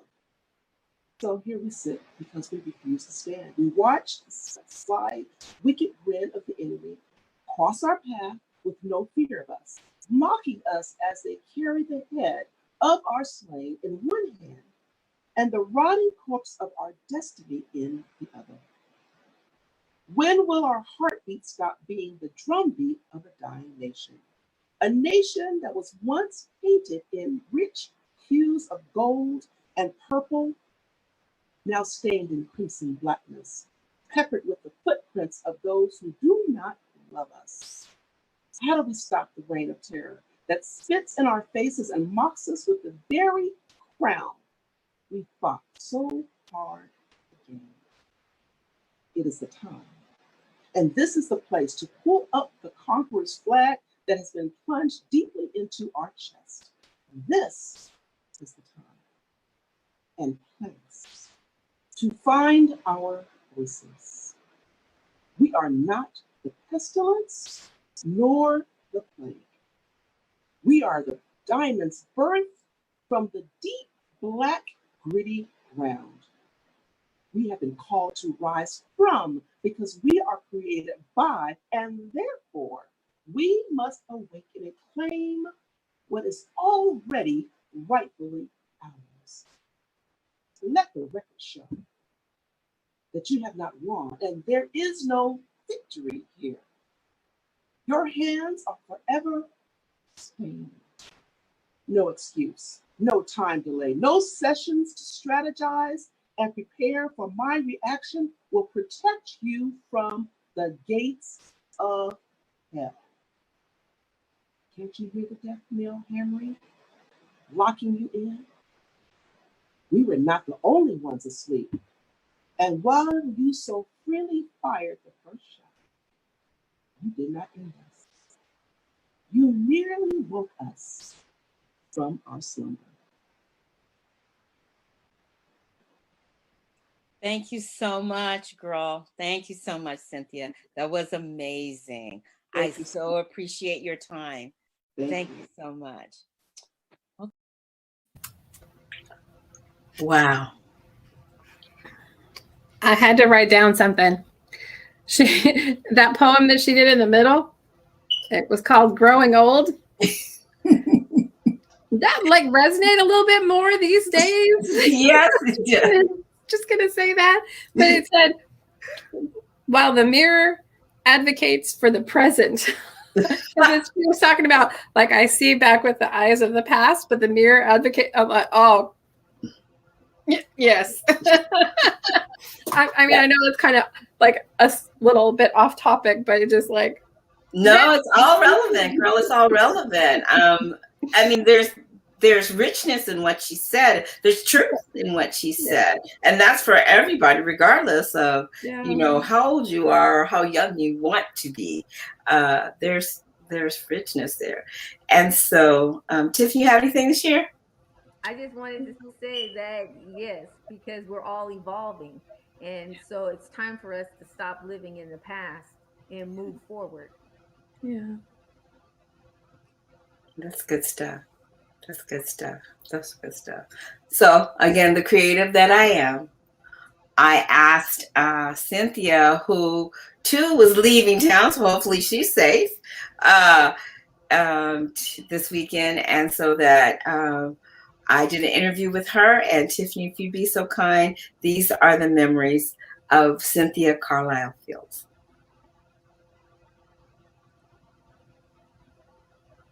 You know, I started last year with a moment to breathe. And I'm asking all of the original creatives, not the OGs, but the OCs, original creatives, to maybe share their thoughts of what was happening for them at that time and how you made your selection for what you did, and maybe kind of what evolved after that and things like that. So if you'd like to share, I'm ready. Okay. Well, as you know, we were dealing with the onset of COVID. We were smack dab in the middle of that madness that seemed to never end. And so it's interesting because I believe I did the poem about my sisters with sons with the video. And so oddly enough, I wrote the poem several years ago, but it was just so relevant for last year because our country was dealing with a whole lot, and we as individuals were dealing with a lot. So I thought it was relevant talking about the assassination of our sons and how it feels as a mother to literally and figuratively release your son out of your hands into the world, even out of the house for the day, on his way to just what most people consider just a normal day. But we're not afforded that normal day because we're on pins and needles from the moment our sons wake up. And so that poem spoke to that. And I think it's a poem that's still relevant, because we're not allowed that luxury of ease when it comes to our children. Parents, they worry about their kids, but I think it's magnified and it's intensified when it comes to our Black children, our Black sons. So yeah, I thought that poem was perfect for that time period. And so yeah, that's one of my favorite poems, but it's odd because I wrote it many years ago, and that's the sad part about it, because it was still relevant years and years later. Yeah, I think people are now kind of like waking up. They talk about the woke culture, and some of the things that I'm thinking of are like people are just now learning about the Tulsa massacres, right? And that's not the only one, Right. And so recently on Facebook, someone was kind enough to show at the turn of the century, of the 20th century, that here's all of the massacres that happened. And Tulsa was just one of the ones 100 years ago in 1920 and 1901, right? Yeah, Right. 1921, that that specific massacre happened. But as you look at this map, you can see there's several ongoing. And so that turmoil of, again, a moment to breathe is really, really expeditionally kind of opening the eyes of, this is not just, y'all, this is new. No, it's not. We can go back to 1619, but if that's not good, before the Mayflower, that's not good, there are definite parts, but know your history and the history of African Americans and just being able to breathe is significant. And so when I thought about, oh my gosh, I'm at a year and I've been doing this as I did, thinking, George Floyd was murdered and, they did the count of 8 minutes and 46 seconds, which just like rings out in my head and I don't forget it. I remember thinking, how did I want the creatives to share their pieces? And so I remember going for 3 minutes and 46 seconds because I thought, 8 minutes is a long time. And so I didn't know if I had that time or that artists would feel they needed to have fillers to fill it, because I just wanted an opportunity to do a artistic protest that was peaceful, because protests were not considered peaceful. And there was a lot of community damaging that was going around when people were on street corners like any other thing that they protest. But when people were saying Black Lives Matter, they all of a sudden became non-peaceful. But I think it's interesting where people insist on putting their focus when we talk about protest, especially with us as people of color. Because if you think about it, you have the protesters and you have the violent element, but where is that violence coming from? Because you can't protest and be looting at the same time. So you have to realize those are two different sets of people. Right. So, but because we don't want to, those who are guilty don't want to accept that guilt. So they focus on the looting, and even the looters weren't all necessarily looking like us. Correct. And that exactly, I was going to just say that, after the complaint of the looters, the ones that they arrested had painted their skins Black. But they weren't Black. They were just painted Black to. Isn't it sad that that's the response of being called out on your ish, is that you're going to send in interlopers to be anti-protesting and cause trouble and really try to, in essence, with the painting of Black, changing the face of the crime.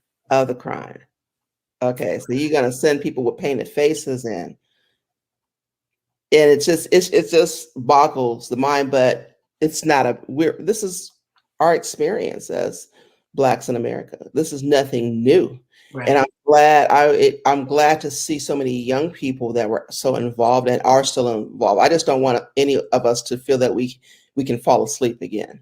That's right, and I think that throughout the year. Wholesome WordZ has been that platform where you could explore and you could share. And so I too don't support violence, but we need to provide a platform for those that are seeking a place. And like you said, you wrote something that was about several years ago, and not knowing that it would evolve and be relevant for today. That was your moment to breathe. You know what I'm saying? And, when we think about just the preparation, I think I was sharing with you before we got started that I really got that nudge that I believe was from God, actually, like June the 8th, the evening of June the 8th. And I knew that if I didn't do it, then I would see someone else doing what God asked me to do. And that didn't set right with me. So I stayed up all night long, trying to put all of this together. And then, you know, I asked him like, hey, where are we going with this? And then June 19th or Juneteenth, as we say, was there. And I'm like, I got 9 days to make this right. I got 9 days to do this. And so I'm glad that you've stuck with it, because it's definitely a necessary platform. It's something that we get an opportunity as creatives to be creative and to speak, because a lot of times as creatives, our work means something, and it's being created to mean something and to convey messages and to leave something behind. So it's great to have an opportunity like this. And so now I think it's for this upcoming year to figure out, okay, how do we get the word out that this platform exists for creatives and those who want to come in and just have a moment to breathe. Exactly. And so could you share a little bit about your creative self? Well, I originally started off as a poet. That's mainly what I did. I started way back in elementary school. That's how long I've been writing. And I can't remember a time when I didn't write. I did poetry, and they call it fan fiction now, but I was just writing stories based on TV shows that I liked on TV, not knowing that it was actually a thing that other people were doing. I just thought it was me. So I had a couple TV shows that I used to really like to watch, because weren't allowed to watch a lot of TV, but of those shows I did watch, I would go after the shows were over and write these little stories, like continuing on the story, like after the show went off. And then come to find out a few years ago, that's actually a thing. It's called fan fiction, and there's millions and millions of fan fiction stories out there. So I do a lot of fan fiction. I do a lot of, last year, end of April, I wrote a book called Messages to the Woman in the Mirror. And it basically speaks to us as women. We tell ourselves a lot of things. A lot of times it's negative. And we are held to this standard that's impossible oftentimes to meet. And that is standard of beauty, of intelligence, of what's desirable, what's lovable. And so when we get up in the mirror, that first conversation we have is with ourselves in the mirror. And it's the last mirror message we get in the last conversation at night. So I took poetry that I had written over the last several years that kind of kept speaking about this topic of women and empowering us and loving ourselves first and looking for love right here, not outside of our being, but right here. And that was really a project that I just really enjoyed writing. Now I've jumped off into a couple other things, working on my first children's book, and that's exciting, working on a novel. And then I teamed up, I get a chance to work with this one person who's also creative from time to time, and we do a lot of plays. You may know her. I have no idea who you're talking about. Her name is Joanne Hoy. She is an extraordinary creative director, producer, and was it March? I think it was March that we did this phenomenal virtual production called At the Kitchen Table. That was amazing. And so right now we're working on another one, and it's called The Masquerade. And it's something that she wrote several years ago. That was my first introduction of her work, actually. And now she's adapting it for the virtual platform. So I recommend that all of who may be listening to your anniversary. Oh, thank you. In a couple weeks. Stay tuned, because it's going to be something that you're going to really be mad at yourself if you don't. If you miss it, huh? Miss it. Hey. Yeah. You're not going to be happy. So that's kind of what I do. I still do a lot of fan fiction writing, fiction You period. had a conference. Had a writers conference a couple of years ago. The second one was going to be held last year, but we were canceled by our venue because of COVID. So may try to do it again, just kind of see how what the COVID situation is going to look like, but we have not set another date. I do a lot of mentoring of new writers who want to explore the notion of publishing their first books. And so I'm happy to say that on my first writers conference, all of my attendees, I challenged them to publish, and every single one of them that attended has at least one book. Yeah. So I'm really excited about that young gifted writers who came to this little writers conference, and they've all published their first book and working on their next books. Yeah, that's about it. That's amazing. And I think, again, this platform has become a place for creatives to share. And at first I thought it was just going to be, poetry, but that quickly changed in the months to come. And I'm just going with the flow. And so I have, snippets from the very first one, with everyone doing their live set at that time. And I always, after I do one, I'm like, okay, God, what's next? And didn't take long for, it started with a moment to breathe. And so I'm like, that's it. And then it just dropped in my spirit again. I'm like, oh, I have all the information. Now, if I had all of the OCs just come on back in and kind of talk about where they were and, what kind of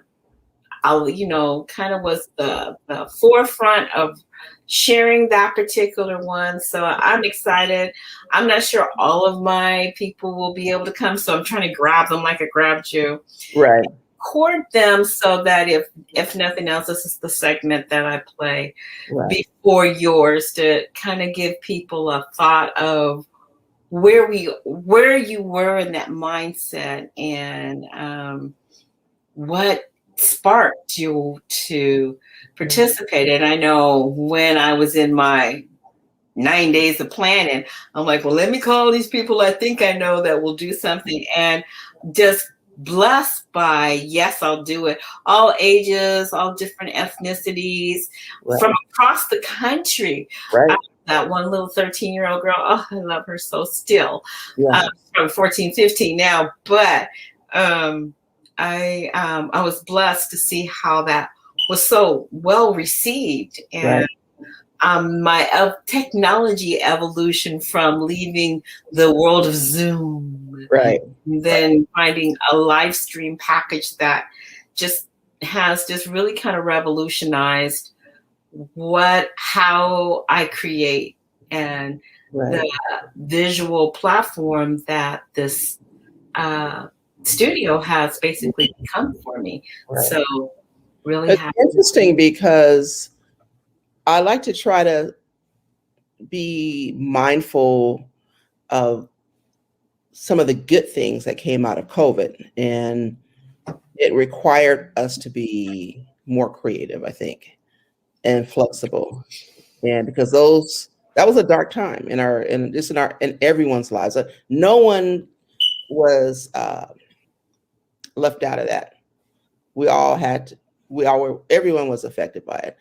And so I agree. The platform was necessary, because you figure a lot of us were living by ourselves because we were in quarantine and couldn't leave home. And it was just a nice opportunity to be able to do that. So I would invite other creatives when they get opportunities to participate. It doesn't have to be your platform. As individuals, it doesn't have to always be us that's doing it, that's creating the opportunity. But if somebody offers you an opportunity to be in something like this, to jump on board. Yes. Yeah. Absolutely.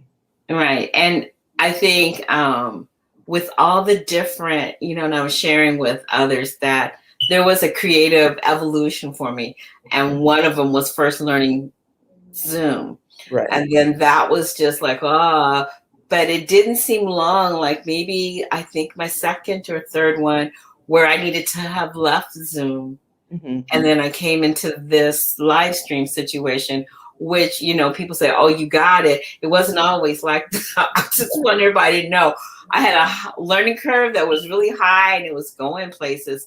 And in between just learning different things of what was or was not allowed on a live stream situation, the programming itself, what I started having, I had to go with the flow and change. And so I remember, when you were gracious enough to be one of my featured guests, and we looked through some of your poetry and we played your video that you created for sisters who are mothers or sisters who have sons. Right. And somewhere on there, I don't know what sparked you, but everybody is Cynthia's fault. We did at the kitchen table. She said, Joe, you can really do, and I don't even know where that came from. So that was so left field for me, for her to just bring that up. And I'm like, you think so? And interestingly enough, that night, one of the cast members future cast members that I didn't know was listening. I barely got off the live stream, and someone texted me and said, hey, if you do at the kitchen table, please consider me. And we did. Right. And she did an amazing job. And so, just kind of little sparks, as I talk about my Creatives Art Spark group that I host. Right. Little sparks happen all the time, and it's what you do with them when they ignite and you see that flicker, what you gonna do? Right. And so so if you guys are saying, what did she do? You can just go on to Salt and Light Arts and look up At the Kitchen Table, simple like that. It'll roll up and you will see this amazing production with these amazing actors. Cynthia was our reunion cast members, because when I was able to do it out in the public, she's an original cast member. So it was kind of like a reunion. It was really kind of nice. Very nice. But still well received, a great message. And so enjoy. Yeah. The timelessness. It's timeless. And so either YouTube or Facebook, just look on Salt and Light Arts, or just stick in At the Kitchen Table. You'll get to see it. And so I want to thank you, Cynthia, for saying yes to my very first, artistic protest last year. It makes me feel like, the community that's been created that supports these kind of like, what are you doing, Joanne? And I can't really explain sometimes. And so I'm like, just follow me and you'll see on the other side. I'm always comforted that I can pose an idea from you and you always go, well, And so I know once that's followed, that it's been well received and everyone, here we are. So I really want to thank you for your friendship and my creative partner in serious crime. You guys really don't know how much we creatively do things that are just like, you talk about art sparks, we can write a book on it at this point. Oh yeah, definitely. But, I love it. Creative minds work though, because my son told me the other day, he goes, Mom, everything is a story, huh, to you? I said, yeah, everything people say, it sparks something. So when you have you'll start talking because you have, tons of stuff in you and things that you produce. It's like, wow, okay, we can do this. Yeah. Yeah. So we're between, if you're watching, you have not even hit the tip of the iceberg. You know how they show that picture of this little itty bitty iceberg, and then under the ground you see it going miles and miles and miles. That's me and Cynthia. That's it. Yeah, you haven't even hit the tip. And so we're dangerous together online. We're dangerous on the phone. Right. We're worse in person. Yeah. Person makes it just heightened. And so you always take your some type of device to capture it, because something amazing is going to happen. And it's happened time and time again. So yeah. I want to thank you again. It's been a pleasure knowing you, working with you, creating with you, and I'm ready to continue it on. Likewise, girlfriend, likewise. So Cynthia, thanks. And I appreciate all that you've done. And so I'll keep you posted on the next time I have something, and hopefully you're in town since you missed this one. Thank you so much. You. Okay. Take Bye. care. Bye. Yeah. Miss Cynthia. Yeah, she amazing. She's just amazing. I know, Kim, you talk about the talent that people have, and sometimes you don't even know you're standing next to people that it's just oozing out of them. I love how you guys were talking about that when you're together with somebody else who's creative, and it's kind of this synergy where everything just bounces back and forth, and you're like, oh, we could do that. What about this? And I don't know. I feel like sometimes you and I can't quite get all the words out because we're so excited about whatever it is. And you're another great art spark person that I can create, obviously, that we spark together and creatively. And, you've been kind of like my own personal kind of mentor. I probably never said that, but it's kind of like, how does she do this? I need to see this. I need to see that. Oh yeah, girl.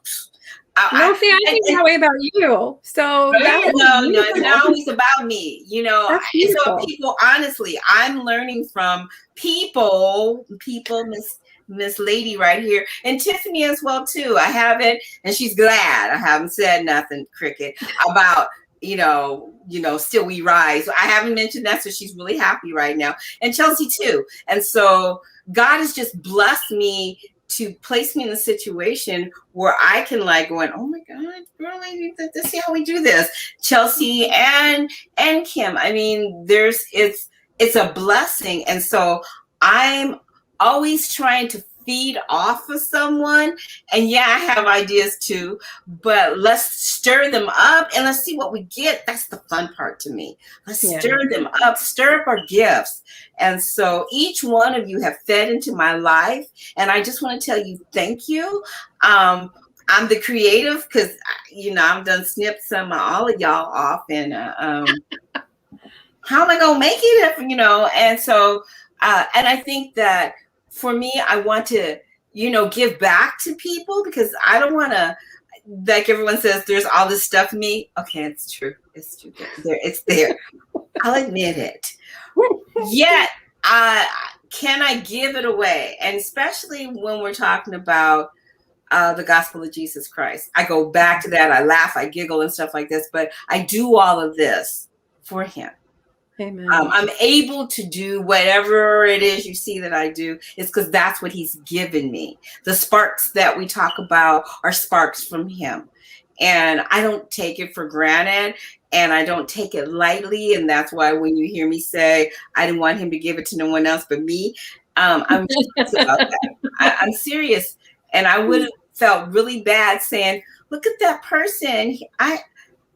They're doing what I know I should have done that. I didn't want to say shoulda, coulda, woulda. I don't want to go to heaven saying shoulda, coulda, woulda. So will I push myself when I'm uncomfortable? Will I feel like I don't know what I'm doing? And I'll admit, heck, girl, I don't know what I'm doing. I was over someone's house the other weekend. I'm like, let's try this thing. And we probably just should have looked at YouTube, but we didn't look at YouTube. Well, I'm like, let's just do this right here. And then we looked at YouTube and I felt so bad because we should have just looked at YouTube versus making weeding this terrible thing.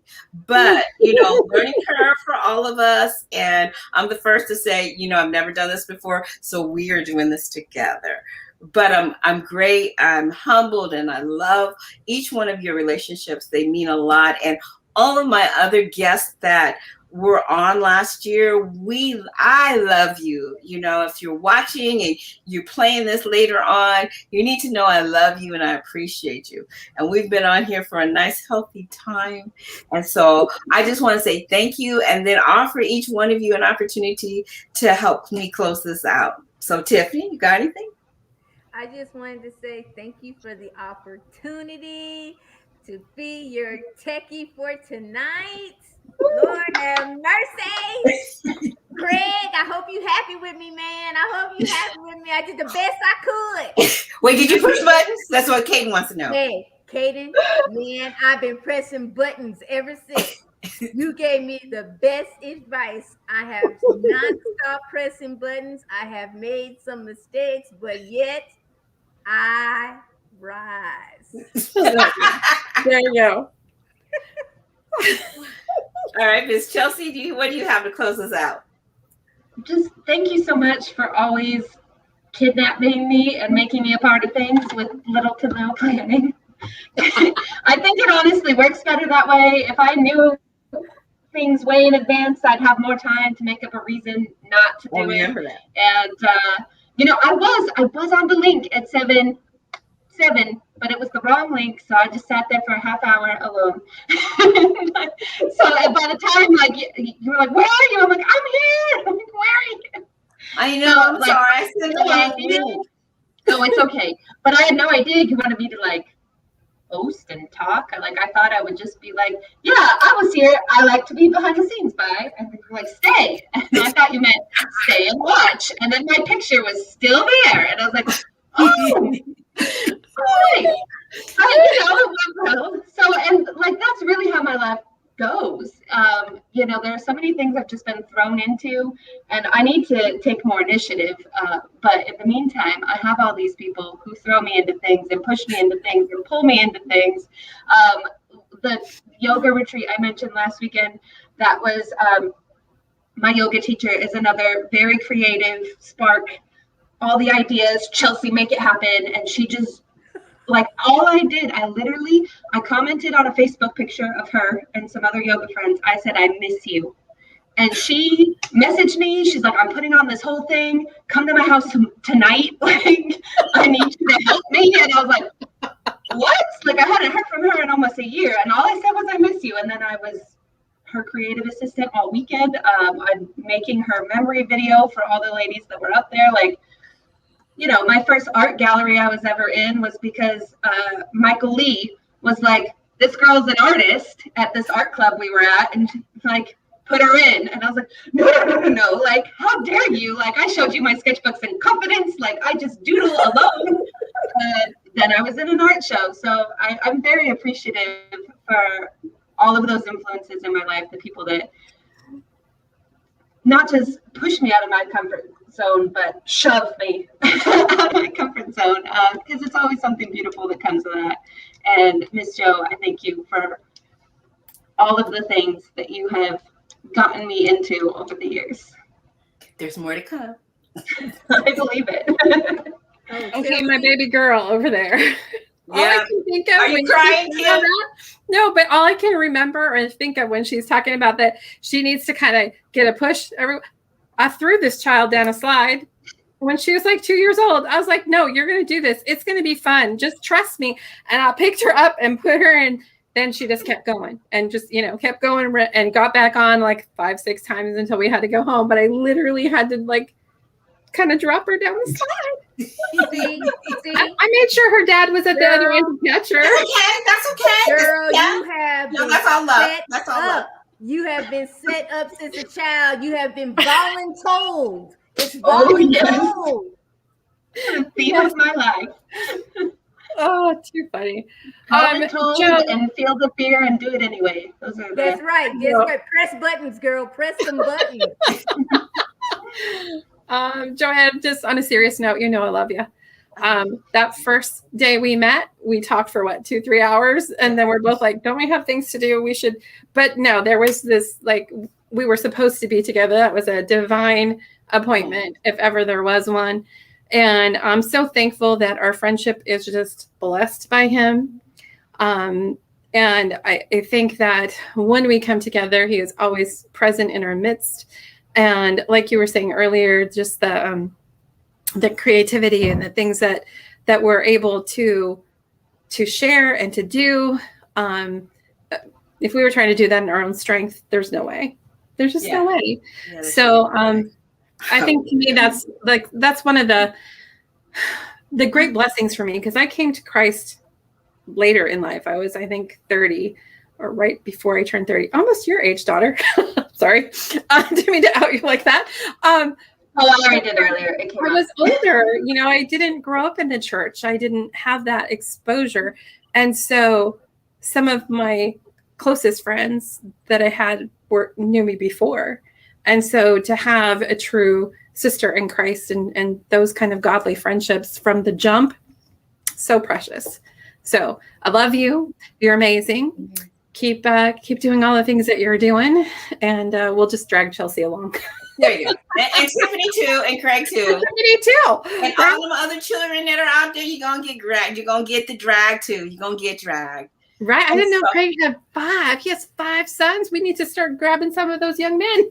Right. I'm telling you, you can hear them on the framework. On the website, theframework.com, and it's spelled a little differently. So instead of the work with an O, it's with an E.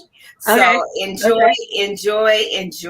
I mean, I'm ready for I want to see the interview for AI. That was phenomenal, little 12-year-old. But anyway, I'm going to close out now. I want to send love and hope and blessings and encouragement. And I want to, put another plug in that if you're creative and you want some help with trying to maybe look at things differently in order for you to present what God's placed in your heart and your mind, you can hit me up on Facebook Messenger, yeah. And I'll do what I can. I really believe that our future is in the arts on so many different levels. And so don't get left behind and don't feel like it's not good enough. We all have baby steps, and I started with mine as well. And so it's a great blessing. And so I don't have anything else. Tiffany, do you have maybe one of your favorite videos you want to play and then we go out, or you just want me to say, okay, this is it? Yes, we can go in ahead. I definitely want to close out with one last video for tonight. Is it okay if I play A Shadow of Doubt? You can do that, my love. Good night, everybody. Good night, everybody. Good night. Joyful, joyful Lord, we adore thee, God of glory, Lord above. Our hearts unfold like flowers before thee, opening to the sun above. Melt the clouds of sin and sadness, drive the dark of doubt away. Giver of immortal gladness, fill us with the light of day. Oh, melt the clouds of sin and sadness, drive the dark of doubt away. I remember my little niece ran up to me and told me, "We learned about Jesus today." I could tell by her smile she was so excited to learn about this man she did not quite know yet, but she knew without a doubt for it to be true, because after all, Mommy said so.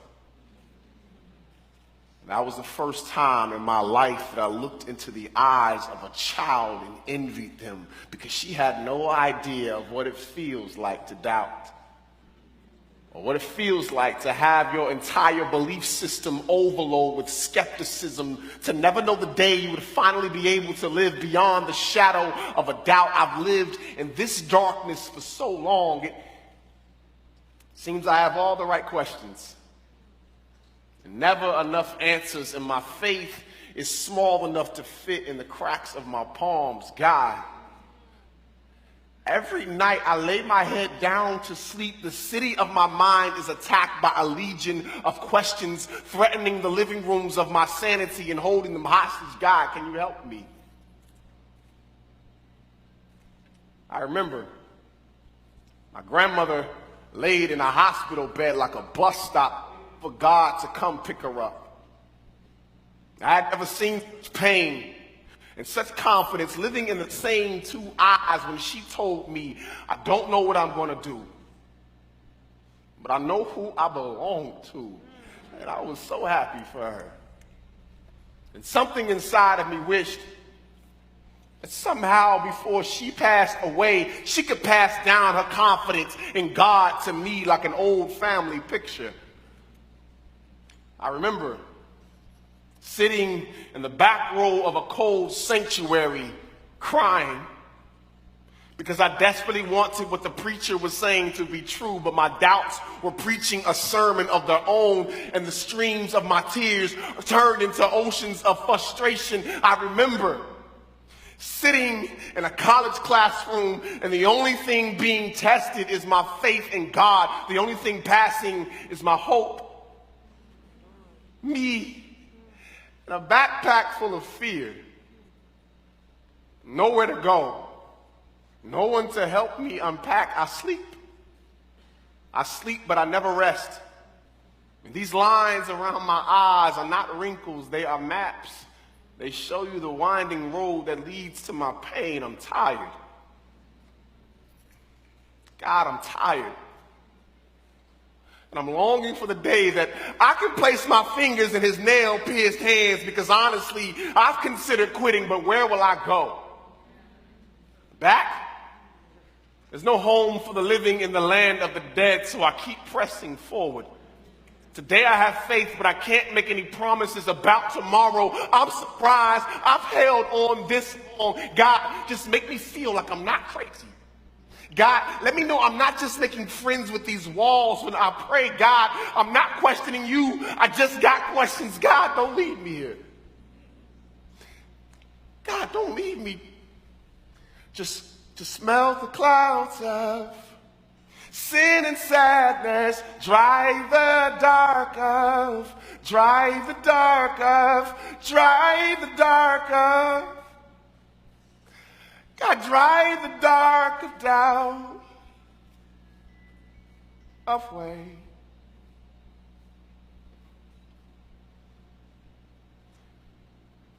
My child, my child, my child, when it seems you have all the right questions and never enough answers, and your faith is small enough to fit in the cracks of your palms, I told you that faith the size of mustard seeds can rearrange whole landscapes and turn mountains into open highways. Faith comes by my word, so maybe you cupped your ears. My child, don't be childish, but consider the child whose faith has not quite learned the definition of impossible. Have your questions. I'm not telling you to have a blind faith. I'm telling you to consider the blind men who had faith and believed my words before they were even able to see me. Consider the birds that eat from my hand and do not fall from the sky without my consent. So how much more will I love the ones that I died for before you doubt me? Doubt your doubts.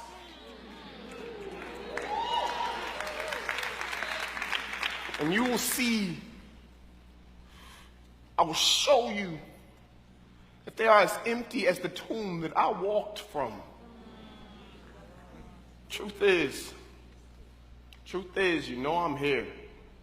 You know my truth, and you're scared. You're scared of what that means. Scared of what that should cost you. That one day they will all laugh you right out of their classrooms and scorn you out of their courtrooms. But my love serves as an eviction notice to anxiety. When they cast stones, my love casts out fear. I am the author and finisher of your faith. I've never started a work that I will not finish. I am the one who will give you courage to stare death in the face and say, I dare you try to scare me. I know who I belong to. And when it feels you are drowning in a sea of your own questions, just know I'm there. I'm there. Like when I drowned in the Red Sea of my blood for you, and these hands that took holes will hold you. And when I told you that I would love you forever, I meant it. Don't you see these rings in my hands? See, we are married. For better or for worse, through sickness and in health, through faith and through questions, till death brings us closer. You are mine, you are mine, you are mine, you are mine, you are mine. And I am yours. I promise.